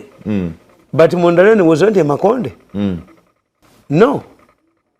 Tito was not a Serbian, was a Croatian, a minority. Museveni was not a Muganda, but he fought in Uganda. This is the dilemma. Ntine twagendanga mu nsiko nga batugamba nti look abasomesa banyankole abatudde wansi ku ntebe baganda. Why? These people had gone to Mozambique. Okay. They were senior. So nti kati osanga nti Castro ne muganda we. Castro ne muganda we ne bwataba ku pikicha mu government ayinamu amanyi okusinga minister. Okitegedde kyengunyonyola. Kitegedde. Nti government enwanira omanya amanyi gaayo ziba ssatu. In one government oba musatu. In fact in political science tukiyita subterfuge. A subterfuge is a government within a government. And the decision making is not clear. What do you mean that there will be a visible government that we see, but there are also an invisible but stronger machinery within the government? You are recruited as if you are working in a company owned by your family. Ne batabani be. Batabani be bayinza obutalabika ku chart. Naye ng'ate bw'akuba nti enkya tojja. Management balimu. Okay. Yes. A government evudde mu nsiko is not easy to manage. Gundi Chinyata bamugamba nti abachikuyu balidde nnyo nabaga nti mulikuwa wapi? Why didn't you complain that the Kikuyus were dying in the forest? Bwe bali bafa temwayogera kati bwe bali ate mwogera. Obete yabuuza semwogere. How many generals do you have? Ko semwogere. Ate nga abayina. Ate nga n'obete naye yakijja mu gundi. Muyo nga bakola UN St. Francisco. Gundi yamubuuza owa France digo yali aga nange munteeke ku Security Council with equal voting gundi ne bamubuuza Omumerica namubuuza how many generals do you have on the ground? So era ffe Abaganda batugamba nti teweekuza ku nyamanzi be. A government that has come out of fighting is like a hunted animal. But Tamale Mirundi njagala ojjukire Henry Banyenza ng'agenda mu gavumenti ebyaliwo sigwe nansubidde ogamba nti ndi musanyufu mponye gavumenti really the cost nange lwaki bamala kuvaayo nga bamaze okugwako ne baleka bavaayo nange kubanga lwategeera you see you can remain in a marriage thinking that things will improve. Nemugenda mu counselors nemugenda mu gundi until a woman gives up n'ategeera nti ono omusajja kati ne bwe bampita ne baŋŋamba nti omwami we aligenda sirinnyayo. So that's a factor. This government came out of the bush. Ekitegeeza waliwo swing abapulinga swings botamanya batali ku surface. 2, if you do not fight no yingira mu government y'abalwanyi uyina inferiority complex gy'owuliramu muli kyovolaba nti muhwezi yabuuza omulamuzi where were you when we were fighting? When Uganda wanted liberation, I offered myself. What did you do? Ogole was in UPC. Yeah, intimidating. Not intimidating, it's a fact. Where were you? Nemu America babuza. Where were you during the Second World War? Where were you during Vietnam? Where were you? You wanted all of us to be in the world. Yes, where were you? Bush bamugamba tikitawe yakweka. Where were you during the Second World War when America was at stake? What made the Churchill? Churchill even offered on the day. So you are not telling me what is it that is burdening? What makes what is the it government that is burdening? Yanti nkubulira nti nkugambi ne nkuganti mu political science tuyina ekintu kita subterfuge. A subterfuge is a government within a government nenga gwe togiraba. So do we have that in Uganda? Nti gwe bobuuza byandaala omanyi mwe mugenda ne mulowooza buli muntu ayingira mu byobufuzi afuuka muganda wa munne. That's why NRM is quoting UPC gye yajja mu buyinza. Why has UPC remained intact? UPC was a political party. Why UPC tali munne lukwe? This is why even Obote's departure mutani wo Obote mumukotinga. Learn from UPC. Don't take away UPC people. Okay, continental politics. Kakati, no so-called case. This is a very important issue. What is very important? That people say they are tired of government? Subterfuge. There is a government. Some people are amateurs. Tebali confident. Nti, umusajja n'agamba, gundi vice president, specialist awandi akazibwe, bwe yale alayira. Yagamba nti mpita n'omwami wange tulayire. Specialist awandi akazibwe bwe bamukubira essimu yagamba nti nsanyuse nnyo n'okusinga lwe nafumbirwa. The politics of overwhelming. Bw'omala ogamba omuntu ndi mukama ky'ompadde sebo ompadde enkoko eno yese. What does it mean? Agenda tule mu kyale waabwe kasanda ngana kyagenda kuyamba. Mu kalulu bajja abasajja mu Huweyi 6 ne babateeka mu ministry eyo kutta byuma byereketwa commission. Get it from me. There is a delegation that is coming in ICT they want to monitor. Neji the commission indala.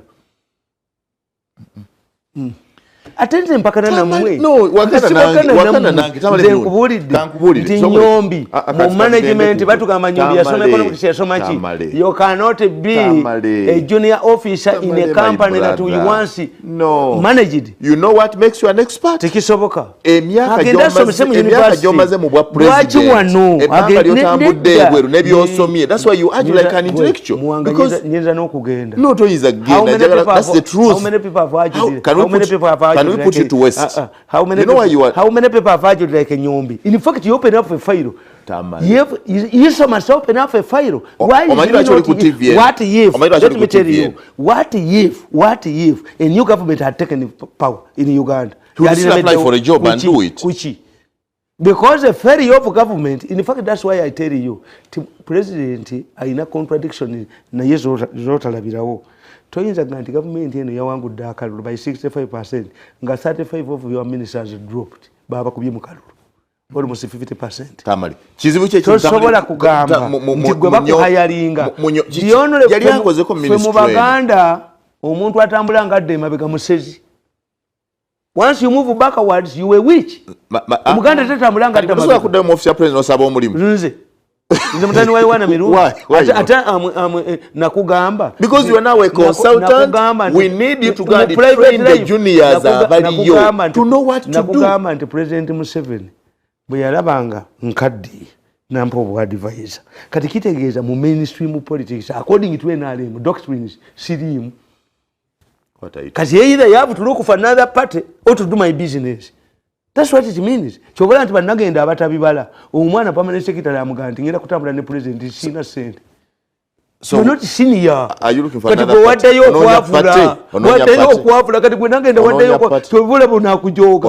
kati senior nedda waddayo yavula kati gwe bakuteeka ku retirement ki omwana wano yalese eki mwalese wano debate ennungi we should have an upper chamber gye bateeka abakaddi yereka bakyayinamu value gwe kyoyogera naye omulaba yes that's why omusajja oli Cameroon yagambye if I read you and a referendum nga yawangula akalulu 2 years ago ne mugana nga nvaako. Why? In political science, a referendum does not mean the issue. A referendum is on you and the government and a popular president over an a popular government ne bwereta referendum nti abaana basomere bwerere abantu bakiganda. So a referendum was not on Ugundi to exit European Union. Let me ask you. Do you remember the many foreign trips you took in Gochari Mufti President? Yeah. How many? Many. Because it is State House that shifted. When the State House shifted from Uganda to New York, I go to New York. Let me tell you. Yes. Bowali 13 years ago, tewali TV over radio. Yali ekuyayanira. Right? Tezali woto chimanyi. I was a popular journalist in Uganda. This is why the president picked me and educated me at the university. I'm the only journalist who has ever bet with the president. Namuga tosobola kuba koni miezi mukaga. Naga nja mukuba. Miezi mukaga nijigwa kuni muga mpaka kange. Mirundi has never been a failure in life. Very good. Yes. That's what I'm saying. But I'm telling you. But to change Mirundi. If you go on the board. Can we put you to waste with all that knowledge and training? No. Is it a monopolist? If government does not realize my potential, I do business. So, that's Africanism. You are failing to understand my point. Powero akyali mu maje. Advisor ku Gondi. The only Powero ali mu private sector. Kuba as a former army commander, you tell us, as a former army commander, we magende Iraq and Afghanistan, which devices, what weapon do you think you lacked? Chechibagaza mu America. Bakondolesa rai shibani. The hanging is in Africa. Nti ategwe kakati kankubuuza. Nina omusajja gwenda bamwita Mukiibi. Ibrahim Mukiibi was the Minister of Foreign Affairs. Naddayo ku ambassador Mukiibi. Kakati as an ambassador you were answerable to the permanent secretary. Ebifaananyi ebyo byolaba bye omuntu gwenda sobola kukola. UNRA kati eri mu kumenyawo bizimbe abazimba mu kkubo basobole okuzimba mu road reserve basobole okutereeza. Singa sika jina mu northern bypass only kajina can do that. Abalabaite basobola okukola. Why talina political things? Gwe you were younger. Why you were young? I'm 38. 1986 NRM bwe yajja buli ministry yagiteekamu akakiiko akabuuliriza. What happened? Where did they put the recommendations? Any person in the media, and you see, the problem you see, you don't understand the media good. Tubaita batya nti media aba thriving on media nti musishaze dana alo. Anyway, according to media team where UNRA jemenye bizimbe bajjana kuzawe ebipya gwe tokimanyi. Do you start there or to pay people bebabba abantu babasasula ne bagana okuvaawo yenkubuulira era they paid them ne bagana okuvaawo. That's why UNRA is breaking them. Lwaki muzimba mu road reserve nti bwe baba basasula abamusi basasule. Nze Najjanakumbi mu road reserve ekizimbe tebakisasula. Wazimba mu road reserve kikwate konkufuuyire. What are you talking about? Yes, kyovola nti kati UNRA yakuteereddewo ki buzz wazimba the UNRA you are abusing at least protected your land. Nti yateekawo buzz ezikulaga nti ettaka lino lyaffe. Very excellent.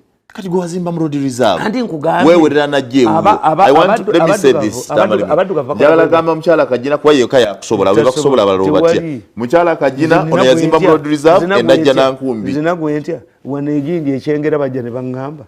Ne bangamba mbu ennyumba ye eri mu luguudo tugimenye aba wakisinga bambula kamera ne bagaya mugiyita yange mugende mugimenye. Is it my house? Gandi jikube ku ttaka.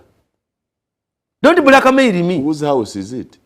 Jikube ku ttaka. It is your house. Hayi gigi nankubira simu yaliwo. Mr. Mirundi you are constructing a multi-gun. Ne mugamba gwe kankubuli mu bakatuliki. Nani ne brother be bakuba ekiragano ky'obwavu. Did I take the vow of poverty? You look where he stole the money. Don't bother me. Don't ring me again. You are arguing as if certain people must have money. Another group, that response to what? Yes. You investigate where you got money. Don't tell me. What type of children no. Bishop, Anglican Bishop Awasa. Chitegeza nti bwagulya mukazi w'emmotoka babye mu kabbo. Audit the kabbo. High gig has written to me to panic. Did I take the vow of poverty? If for me, who worked for government for 13 years, I'm a pauper. Do you think Ugandans will join the government? One of the reasons of political power is who gets what and when. You are struggling. Ogenda mu parliament kubaweereza. Genda baweereze ku LC. Genda kole volunteer work nga buli omu limira ku kyalo. Yes. No. Njagala kubaweereza. Kubaweereza. Otya. Oyakaloza era kyobulaze njagala nnyo namboze maximum abalya n'abaga nti I want to go to South Africa. Government ne panicking ne mu $1 emitwalo 20 bano Besigye yabagambye mbu abali mu kintu mbasaasira tetuli basiru kati gwe bakunuunyoze ate onoddayo. Can you become a virgin twice? I'm better than Besigye. I've preserved myself for future deployment. Nze nabagamba nkolera ku principle ey'abasodox nti alibeera faza tawasa alibeera bishop tawasa alibeera bishop awasa. Besigye has lost the political virginity. Yes. She can never recover that one. You cannot get married and remain a virgin. Akaddiye Bukenya Seya fenga tuyitawo kati gwengo kyakosa title ya presidential advisor. You was that's second virginity. Ojo oli anjogera Tamale Mirundi hii mutani wa UNRA Mirundi gwe jogera wana sijogera. Yes, sitambula nayo. But you enjoy the perks and privileges of presidential advisor. Omwana yasemba mu kibiina naye nga buli ajje waka amulaga lipooti ye naye nga tamanyi yasembi. Oba senior advisor oba advisor bakugamba nti okaddiye and you praise yourself. You praise yourself. Joseph Tamale Mirundi was born here, was 19th. He educated in Makerere, graduated. He's a veteran journalist, vast experience. Later launched this voice. He's currently the press secretary of the President Museveni. Yes. Anti nakawandiika ddi kyenkugamba nti musipi byonna byonna bino byemwogera nabiwandiika ddi 2012 nembaga musisiize failure. He is only a media promoted person. You can embarrassingly say that? Yes.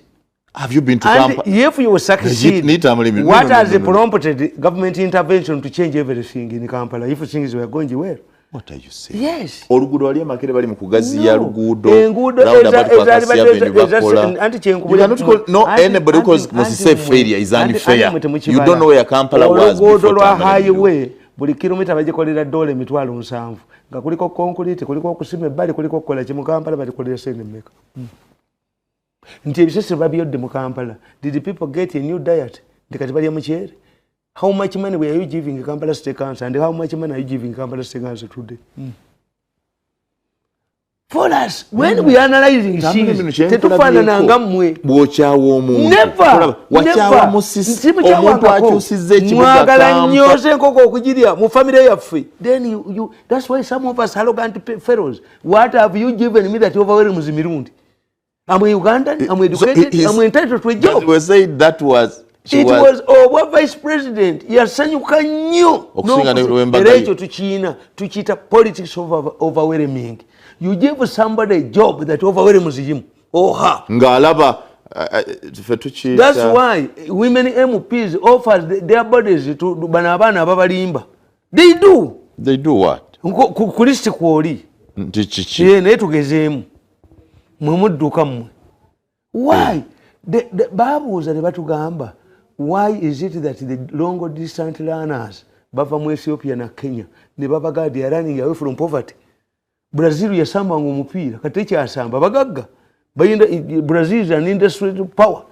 Eri mugundi. So kwechoita overwhelming chovola bana babajoga. Kwechoita arrivalism. Nakyo kituufu. Arrivalism kitegeeza. No. Arrivalism kitegeeza nti Mirundi yali mwavu ngagga wadde. Let me display my wealth. Emmotoka eyo essaawa munyenga ayambala essaawa ya $3 million. Kamiliyoni aleese ekyuma okoze factory. What do you own? arrivalism omuyimbi baba yimbe akagato ne bakokola bwe bati waliwo omuvubuko omwali ku TVM ayina obugatto buno mwana mute nkofiira giteeke eno n'aleeta akagato bwe kati akembwa abayimbi alaga essaawa alaga engatto. That's arrivalism. Twali baavu nnyo bw'oba ogula empuuta ogitwalire mu kaveera keeru ni wange bali empuuta. Yes, ekyo arrivalism ate si subterfuge. Subterfuge kitegeeza nti waliwo abeekwese munda nti decision making sijokola andika nkubabuulira olwaleero nze mpandise ekitabo kyangenda kirunkinga. 1. I've predicted that the next mayor of Kampala in 2021 will be Mugati Kwabata. Lukwaga agenda kugwa. Yeah, we did. What are you saying? Yes. The next mayor of Kampala is Mubaraka Munyagwa is an MP. President ajja kukyusa government eno myaka ebiri, otherwise it will be the worst performing government okuva lwe yajja mu buyinza. Agenda kugikyusa myaka. Ajja kukyusa myaka ebiri tegenda kukola. Why? Eruwe tagenda eno gye yalonze tegenda kukola. 2 years agenda kugikyusa. I quote your word. Yes. Why? Bw'osoma akatabo kankano Invisible Hand nkubuulira lwaki Musisi yalemwa. Musisi yalemwa because of 2 factors. 1. Mosaic image. Tukita mosaic image. Gwoli Musa. Kampala yalema dda yavunda dda katulete Musa katulete kajina ategese yinula tokola. Because you were the last resort. Then if not kajina yinula who else? Oyo takola. Bakulesenga last resort. Now feeling anti nze sembayo. Yes. So you have nothing to compete. Nebo leta manager no muteeka mu enkola egamba this thing has collapsed.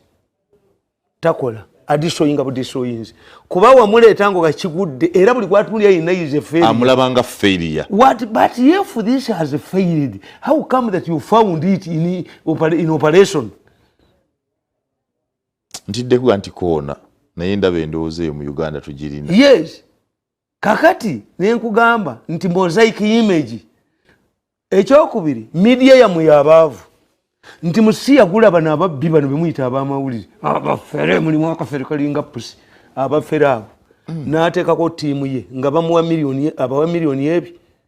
Era Besigye tagenda kukola. Bajja mukuba amayinja. Obadde ki? I can risk nteekawo sente miliyoni Besigye bajja mukuba amayinja. Your first time is to praise. No. Kitegeeza yazze tayina pulani ku Kampala. Besigye tayina pulani ku Kampala. No, because atuyagala na plan kubanga tayina kutayinza kona plan kubanga Tamale Mirundi emirimu gya Besigye yamuteeka giri esatu gyokka kanji kubuulira ogusooka tuza lukiiko lugoba meya ogwokubiri kuleeta biva mu cabinet kubituusa eri bano tayina muli is the law yasobola okuba but it's no law tayina law. I don't want to give an impression that Besigye is weak. No, it is the law that is weak. Ababbi be basooka mbabuulira.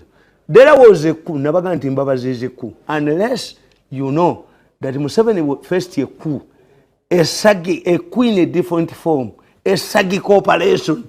All of these departments were infiltrated. Kakati kwa nolowooza nti Kayihura alemeddwa, Kayihura has helped this government. Kati waliwo abajjanga balowooza bakitalo nnyo. No! You are not important. Because if Kayihura was a failure, tewali kisazewo police. Chovola sigena mu government nyozo kwa omuntu trying to kubaganira mu office. Why don't you know these things? You cannot be humiliated. You are feared. I know you are running out from the fact that at your docket you were failure there. Now you want to preempt us. So government walemu lwaki wakisanga yes wakisanga walemu. Anti mumundu agenga mwebe. Tewabera ngo spokesperson wa president. I created myself because of my political crowd. Tichaliwo. He's not there in the public service. But people believe it. Nolecho nkubuli ebintu bisatu. Nti one, mulesa abantu abazenga balowooza nti kino.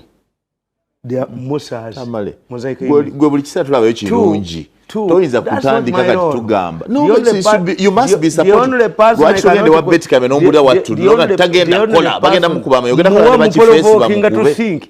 The only person I don't need to criticize is the bit of my mother. Simulaba bubibu. I'm not supposed to see my mama wange mubi oba si mubi. That's not my area. That was my daddy's area. Basi kulitayika sita kuga mama wange mulungi oba mubi mwagaza ati. No. That was Mirundi's decision. But my programs are provocative. Think about it. Bano bazene mosaic image. But no, we have not said the same about him. To a subterfuge. Have you handled the subterfuge? Ntikankubuulire. IGG, when does the IEG intervene? Because for you don't know, killing a medical doctor to save a cobbler. Nakugamba nti mu Baloma omusajja yali mukubi wa ngatto naye nga yonule cobbler in the city of Rome. Olwokuba ba celebrities abo tebaba na mateeka tikamiliyoni ewuwe battirayo abantu ate n'avumaani ono omulakiibwa ewaani gwe battirayo gwewe yafiire wali omusaddaako wali tomusaddaaka takwatibwa kamiliyoni takwatibwa ewuwe tewafiirayo muntu. So celebrities in Africa get like a medieval Europe bafuna diplomatic immunity. Kakati oyo musajja omukubi w'engatto yalwananga nnyo mu bbaala abba bakazi b'abanne until we killed a person ne bamutwala mu kkooti. Baba musomera omusango. Omusajja nayimirira mu kkooti n'agamba omulamuzi nti my lord, I have something to say. This is the only cobbler in the city of Rome. Year after his arrest, we don't have a cobbler. Atenga olabe anti engudo z'omuloma za mayinja zigerageranye ku winter. This tells you how important a cobbler was. You couldn't move on the streets of Rome without shoes. Omulamuzi n'agamba nti in this case what do we do? Omusajja n'amugamba no. Abaloma bagamba nti asse omuntu walina okufa omulala apizinga omuzimu gw'oli. But does the law say nti balina kuttaamu ssente nedda ssebo kati tukole ki? Nti okutta ono omukubi w'engatto kyetuba tukola tukwateeko ba medical doctors abangi tutteko omu. This is what happened in Europe, in Rome. They killed an innocent medical doctor because there were many to save the only cobbler in the city of Rome. Who they actually carried out to the Babe Mukasa Muluri. Abo bagundi ba minister bemula baba fidgeting abayina ensobi. These are cobblers. Maya, these are medical doctors. The cobblers are hidden. The cobblers are never seen. So unless you address this issue of a subterfuge in the government, ekyokubiri ababi bangu wamangu nze kankubuulire tewali wano mu amawulire yalaba Salimu Nsiko is me. Do you see me going there? Kuba bwe mbalaba abagendeyo ababbi be basooka okugendewo omuntu omulungi and they talk persuasively. If this book of mine nagiwandiika in 2012, who bothered bagambanga nti mpalana musiko banina kamunye, but whatever he predicted has been implemented. Do you see it? Whatever I predicted I was opposed to 5 years ago has been implemented. One, nababuuza and tell me lukiiko ki mu district olufuna salaries instead of allowances. It was only Kampala. Nembabuuza nti Lukwago lwaki mwamulemesa okuleeta gundi okuleeta deputy mayor baali baagala a dysfunctional council musina abatwala mu tropical bank n'abuwerera sente. Today, whatever you oppose, there's one thing that defeats your subterfuge theory.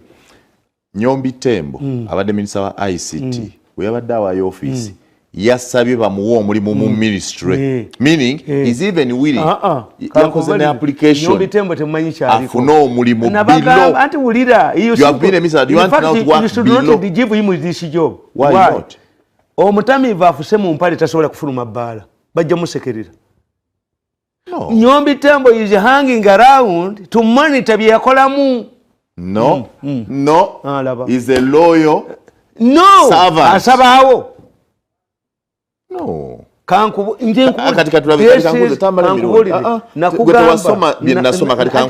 Human resource.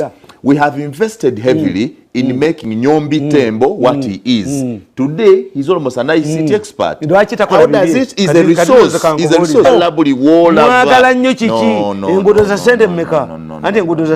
No, you people. How much money? If you are comparing Sebagal and the other council, Yiga, how much money were you giving Yiga?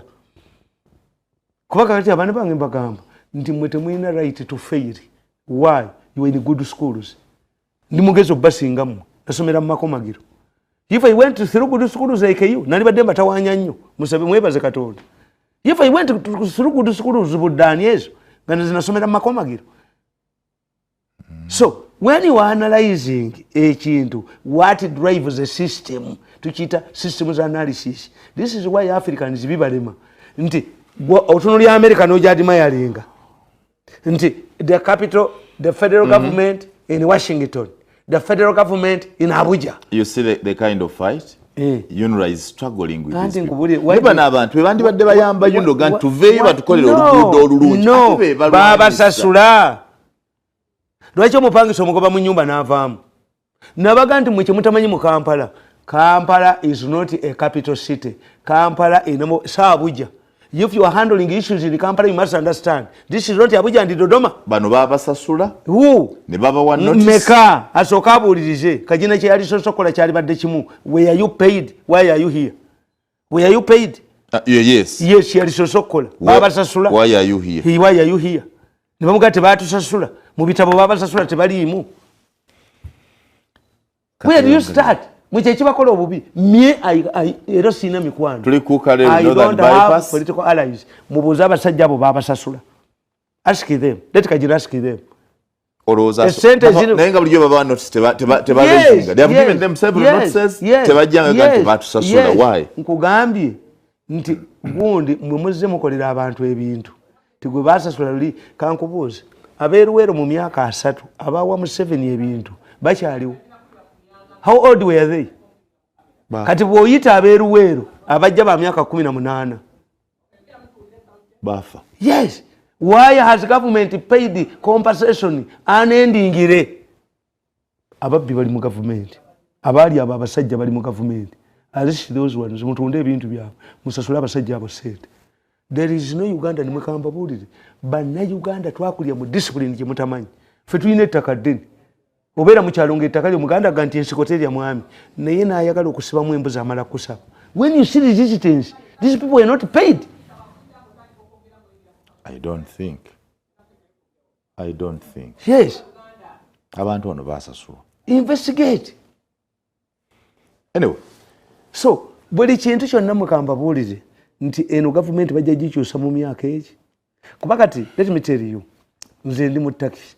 I want you to allow me a minute. Lwaki aba taxi alwanagana? Ndabe what's going on ku bantu ono comes. Moses Walugembe.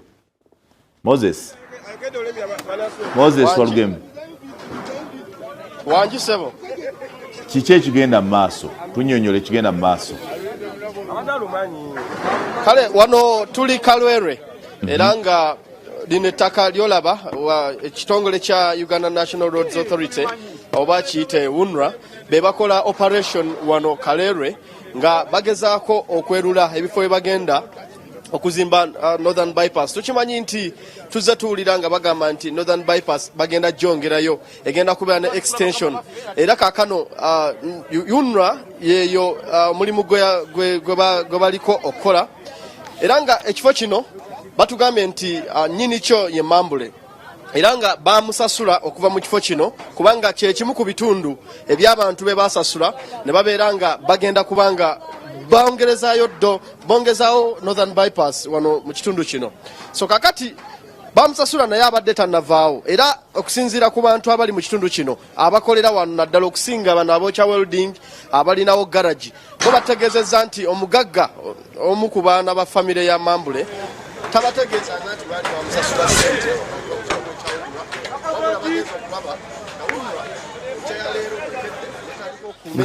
yabwe n'okugyawo ebintu n'okusenda ekifo kyonna okutwaliza wamu okulaba nga beerula ekifo we bagenda okubanga bazimba okwongereza ku Northern Bypass. So wabaddewo akacyankanono katonotono olw'okuba nti abantu bali tebategeezebwa nti balina okuvaawo okuva eri landlord wabula yo UNRA teyina kyerinze kubanga yabadde yategeeza dde era nga yawadda ne notice yensonga lwaki bo bakedde ku makya ne batandika okumenya ekifo kino. So ekigenda mu maaso nti bali mu kumenya wabula atwala akulembeddemu omulimu guno ategeezezza nti tagenda kwonoona bintu by'abantu olw'okuba nti tebategedde nti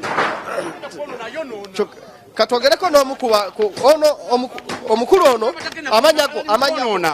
twamanya namanya gange gwe ali mu kwonoona tagenda kwonoona ki? Biki bye boonoonye? Byonna babyonoonye batubba okiwulira mugamba butono olwokuba mwasoma mwafuna amayinja mutubulire kyekyaliwo twasasula lenti yaffe wano ne batuga tukyaliwo naye twali tumenye ne batugamba tukyaliwo wano okiwulira kati essaawa zino ebintu byaffe tumala okwetereza tulokita bijja bye tutaasa bibabba n'abasirikale binyini balinga balatubba gogamba tebagala kuwona lwaki onyiriza abapoliisi mutegeezezza wano bwe tuzze nti omugagga teyabagamba nti balina obbasente yatugamba tukyaliwo wano nagenze gyo okulaba eri bamenya nezitulakita ne mbagamba bane tusere kulule twatanise gino tumaliriza leero okiwulira tukira nti ekintu kyemukola si kirungi mbanyonyola bakuume bye tutaasa baleeta luzungu lwabwe abalina oluzungu tebulina ssente abatalina luzungu fe tulina ssente naye mutubba okiwulira mugamba nyonyola mu luganda lwemanyi aleeta luingirisi we bwe mubuuzizza ngambye nti tagenda kwonoona bintu byammwe okwonoona tunuze eri kitivi ekyo kitunuze yeri eri biri byonna babiyiye tanagenda kwonoona biki biri tunuze eri bakulabe biri biki bonoonye tagenda kwonoona ki biri byonna babinyize omutwe gwo gwa 15 million bagenda gunyiga okiwulira mumuwoza tagenda kwonoona munyiriza poliisi mutuwe taxi essaawa 3 twetereze essaawa 3 just tutereze ebintu byaffe munakuwoza ndi arasi maere tugenda kumenya gwe wogaba amawulire gati bagenda wano okusinga mukolerawo ki twoca muliro wano okiwulira mashini zaffe zona zibbiddwa mutugambye tuzizaze tuseke ebbali zetuteke ebbali zibabba ate gwewoza tebawonoona jasi okuleeta emmotoka okuyimirira wano tutekeko ebintu byaffe byetutekeko bibajjako gwewoza bataasa bano abasirikale abatamanyi luzungu lwaki kayula tuwa abatamanyi luganda tubanyonyola tebawulira okiwulira bakasasula muti ate omugagga batugambye nti babadde bamugamba nti nedda tebakitugambangako tebakitugambangako n'akatono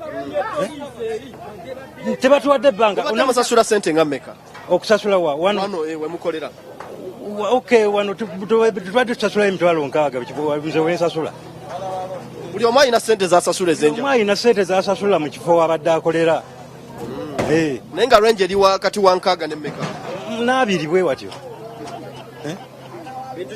bintu ki byofiiriddwa nze kati ebintu byange byonna mwe biri omwo amabaati biki byonna bye mbadde mpakinze omwo byonna tetunnabijjamu ebintu by'abantu bakozesa poliisi lwaki tebajja bokka ng'ekiseera kituuse ekyokumenya ne bajja ne poliisi olwokuba bakuŋŋanyiza poliisi bakimanyi tetujja bakkiriza bimenya tebalinasasula abantu kati fe bajja batugwirako bugezi tukole ki we bajja ne poliisi gye beekwasa buli kamu okubba bakulembeza poliisi waneeno buli kubba bakyamani bakuno babbi basooka goba abantu ba buyumba balina okusasulwa bakyamani bakuno be bayitamu obubbi ne bayita mu poliisi yakuno gasiya walugembe olina b'ofunyeeku ku bagagga oba mutabani wa mambule oba mambo oba landiroodi abadde akwata ensimbi ku lwa mambule annyonnyole lwaki bannasasula abantu bano badde okubategeeza landlord tubadde tunnabagendayo kubanga engeri gye twali twakatuukawo naye nga essaawa yonna tujja kuba tugendayo tumwebuuzeko tumanye oba ddala bituufu bamusasula oba tebamusasula wabula abantu kale ogira onoonyeza ku mawulire agasinga ku ago tujja kudda gy'oli akadde konna webale nnyo Moses Walugembe ali Kaleerwe ekitongole kya UNRA kivunaanyizibwa ku by'enguudo kikedde kusenda abantu abagamba nti bazimba mu road reserve naye leero bw'oba ozimba weetegereze w'ozimba wewe ebintu bino ebimu byetaaga bw'ogenda mu bitongole tugeze bw'oba ogula ettaka sooka ogende mu Ministry of Land sookebere ettaka lyo ly'ogula ab'omulandizi abatunda ebyapa biliyoni 3 biliyoni mmeka omanyi abantu babulijjo bawulira ebyo nti baatunda ojjukira biliyoni 3 biliyoni 5 omanyi nti Ntaganda yagula olusaalu oluli mu Wakiso ng'aluguze mu Kampala Land Board omanyi sente ze baamuwa mu UNRA. You say for you are not informed. This media is not informed. Ekyokubiri mwe mbagamba nti China has developed faster than India, but India has more educated people. The only explanation is this: China is not a democracy. Before the Indians can make such a move, they must study the public opinion. A democracy, you must study public opinion. Abantu bavu be creating emirimu gyammwe. You should ensure have PR. Nti banange wano baagulawo muli wano emansi area wano baagulawo Kubanga, yes. UNRA yasasula Mambule. Did they inform, did they pay in the public? Mambule. Did they come and say? Mambule, yes. No. Would you not contact the tenants? Because the tenants belong to Mambule. What's wrong? In Europe, everything is persuasion. In Africa, force. Why do you use the force in Africa? Because you lack of people. Send me there. I will explain to the people that they live. Because there is no sirimubi. Niyabe ekibakayanya nti bana ababbi babaguddeko bugwi. Omusajja ayinamu amabati kayinachi. Those people participate in the economy. You are fighting each face nabagamba nti Mukampala temuzanyiranga ku bantu. When you deny me access to Butembeyi, I sleep in my house during the day. I become each face at night. Demonstrations zibera mu Kampala. Oyo Besigye. You are worse than Besigye. Besigye just moves and goes away. You are destroying people's properties as if you cannot wait for a day. Eriyo lunaku waliyo mu Africa bagenyi. Mulowooza highway baddewo okumala ebbanga ddene. Yano yennyini bwe mujja evaluating oluguudo lwali lunokolebwa. So learn when you are having a democracy. I'm surprised you're faulting UNRA. Yes. Instead of these people. No, bano banaku. I thought a road is a public. Bano tebamanyi. Nabane bayamba. Gambye nti babuuza abasajja ne bababuuza ti mwasoma psychology. Ekibera pipeline y'amafuta eyita muki. Eyita musiramu. Ebatuka enkya neggulo. Do they live? Bagamba nti omuntu yenna akulidde mu mbeera embi. Omanyi nti mu Uganda bw'ogamba nti kolera ze omala kuwera manzi ga buveera n'owera n'ebintu. On their deaths, they need explanation. Abazungu balwanyisa Walagi n'abalema. Babagamba omuzungu yajja mu gundi mu lukiiko lwa Buganda n'abagamba nti Walagi ayokya ekibumba. N'omusajja n'amulika omukono n'amuga tubuulire. Walagi bw'aba ayokya ekibumba omuntu afudde n'ekibumba ekiramu mu wakintu wali nti fuluma olukiiko. Walagi remained in Buganda up to today. Ayokya ekibumba afudde n'ekibumba ekiramu mu waki. Nasoma mass communication. I'm a change agent. When we look at the people, we know how to change. Southern Sudan tebagenda mutoyi. Kakati gwe kankubuulire, nze nkubuulira wano ne nkugamba. Paragraph 2 ze njagala mu katabo kano. Era nagamba nti bwe ndifa katoke bajja okuwa omusika. Nakugamba in Kenya, taxi drivers were given a 5-year grace period. The government imposed a ban on the importation of omnibuses. Kenya will not accept omnibuses in the next 5 years. Nobody can import a minibus into the country for taxi business. Why didn't Musisi use the Kenyan option? The intention was not to decongest Kampala, but to grab Utoda. Is Uganda Kenya? This means that no importation of spare parts, and you give the taxi operators time to gradually phase out their already omnibuses. Very good. Nkubuuza ne nkugamba njogera kubano kati mu katabo kange nkubuuza. What about those nkubuli? What will happen to all these groups that have not been given a gradual socialization? Do you think are they going to fold their hands and close their businesses under the harsh economic conditions, or they are deliberately lured into opposition hands? Very good. Kati okanti oyo musajja agenda kula. Agenda kula. Abadde ayina kyali okimuggyeko. What's the hurry? Why don't you send their people? Why doesn't UNRA start a project of sensitizing people? You gentlemen and ladies, do you know Kajina is very good at PR, you know for sure. Kajina is good at PR, by the way. He's good at PR. Ekisaawe kyenna kivuba akiggala luli nga balemeddwa okusasula miliyoni 4 mwaka revenue ya kiggala okimanya ekyo.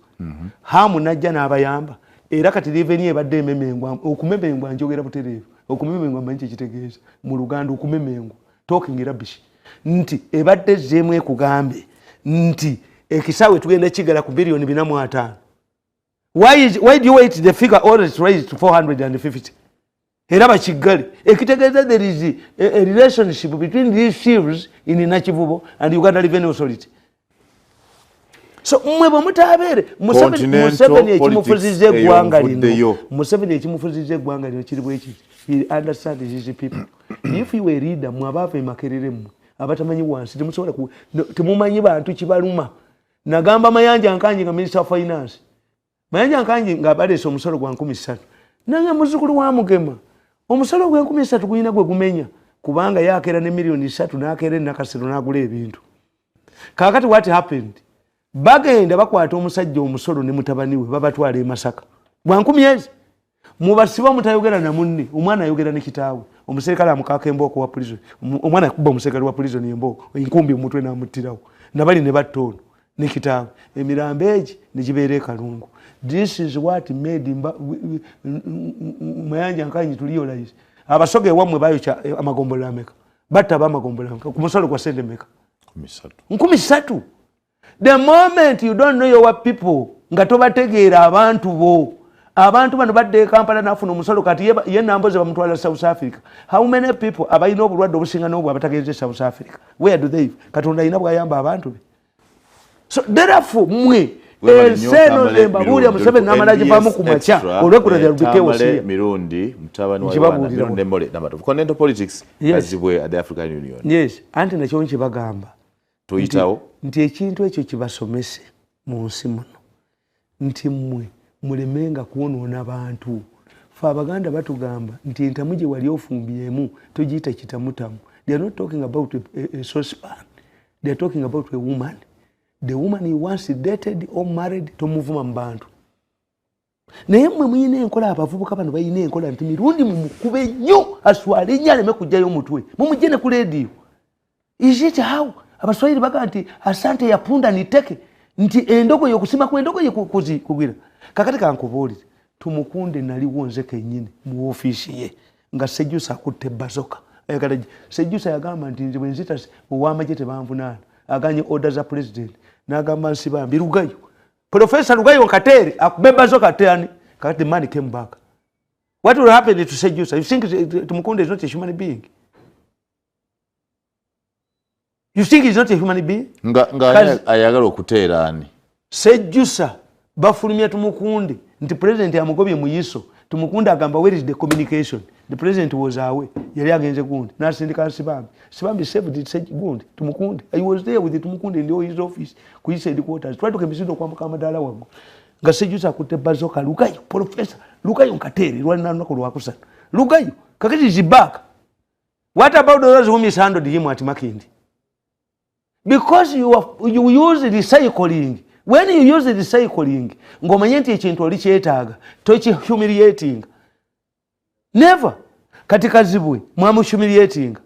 Kazibwe yagenda n'agamba president n'amugamba nti mukamba baziti yakoze accountability ku 4 billion 5 billion. Kazibwe yali chairman w'akakiiko k'ebyokulonda abaafulumwa lwakitwale bagana yabba. Kazibwe yabba ngate tabbangako. Kazibwe yagenda mwe mukita mutya supporting center microfinance support center n'abagamba mutuwole ku sente ezaffe bwe zinajja tuzibaddize netandika emirimu tebazimuwa kye baakola ne bagoba abakozi babiri ne bavuga nti Kazibwe yabagobesezza ku leediyo baaga nti Kazibwe yabbye. Kazibwe yali afunye n'omulimo nga muuni amuwadde omulimu nga assistant we ku HIV nagwo ne bagumujjako. She got the job again after Mukahanizi God asked him. Mukahanizi investigated and wrote back to Moon exonerating Kazibwe. Information yojimanye? Yes, I know. Yes. Kakati Kazibwe gwe mwakubako mawulire nti mubbi tudde mumukola bate mwategeera. You don't plan temwina think tank. Why? Bwe mwaba mwagala okutwala omuntu yenna ebweru ayina okuba high profile person. Bw'oba yagala omuntu agende mu UN must have a PhD. Chembagamba nti don't have senior diplomats. President byayogedde ewuwe waka mu domestic mu international relations mu diplomacy temiyina kibimukolako. Ne bw'abavuma abazungu. What is important is what is the president. Namwogerera mwamugoba mu State House. Yabadde ani amwogerera? Yoyo gundi Kajingo naye mwamugoba. Lani ebintu bino bannange bibayigirize nti you are rotating around the same mountain. For Abaganda batugamba. No, but I think we have Kazibwe here. Yes. Uganda is backing Kazibwe. This is the woman. Singana bo babinga mmwe. Singana bo Abanigeria bayina enkola egamba nti akantu bekamala okuyingira mugundi mu home temuddamu. These are your high profile people. Mu short run nabaganda but is she a candidate fit for the job? Yes, former vice president profile ajina yasoma Kazibwe is intelligent. Naye short term strategy. So what is the n'abantu kyekibi singa alinga mmwe. What is her doing? Singa naye mubinga mmwe. Kubaka kati Uganda needs Kazibwe more than Kazibwe needs them. Sure. Yes. Ani omulala mukazi yali vice president high profile. Mukazi yali foreign minister. omukazi ono muka gundi muka Zuma bamujja ku Zuma Mbeki n'amukozesa okuba Zuma n'afuuka foreign minister of South Africa. And what you don't know, nti troubled countries like Rwanda, foreign minister abamukazi. Kenya balwanyisiza ICCY, the minister of foreign affairs is a woman. A Somali of Kenyan of Somali good. You can't gamba de mutu lenchane gulu. You think, yeah, enchana ya izokutuka ngatumweta temutegeera fitina abana ne bakubabuli wamuwe babyini bakubabuli muntu ne bamono nabana bano subterfuge eri mu government. This is not Museveni. Is a subterfuge. Buli wamona ne bafukulawo ng'embisi ne babbawo sente. This is why you are destroying. Nabagamba nti mu byobufuzi batugamba nti omwana omulenzi bakola tiimu z'omupiira nga competition ya kyalo, a village competition. N'amenya banne bonna abalungi abe tiimu endala, tiimu ye n'etwala ekikopo. When it came to assembling a team for the village to compete in a gombolola, all the good players yali yabamenya dda. This is what you are having. All your good people, you destroy them. Kubanga gundi ya mwegamba nti asante ya punda niteke. Bomalo bakwale ngabakuba mirundi mulalu mirundi. How can you say that marijuana smoker? Who you call mushenga na bamboke na bamuchine mono na businessism. Kano akatabogera ka kigambo n'ekimu nikajja mu meeting kagobenzi. Nali nkagula mbize nkattireyo. So you see, learn how to prepare your people for future use. Ensonga itegerekese. Yes.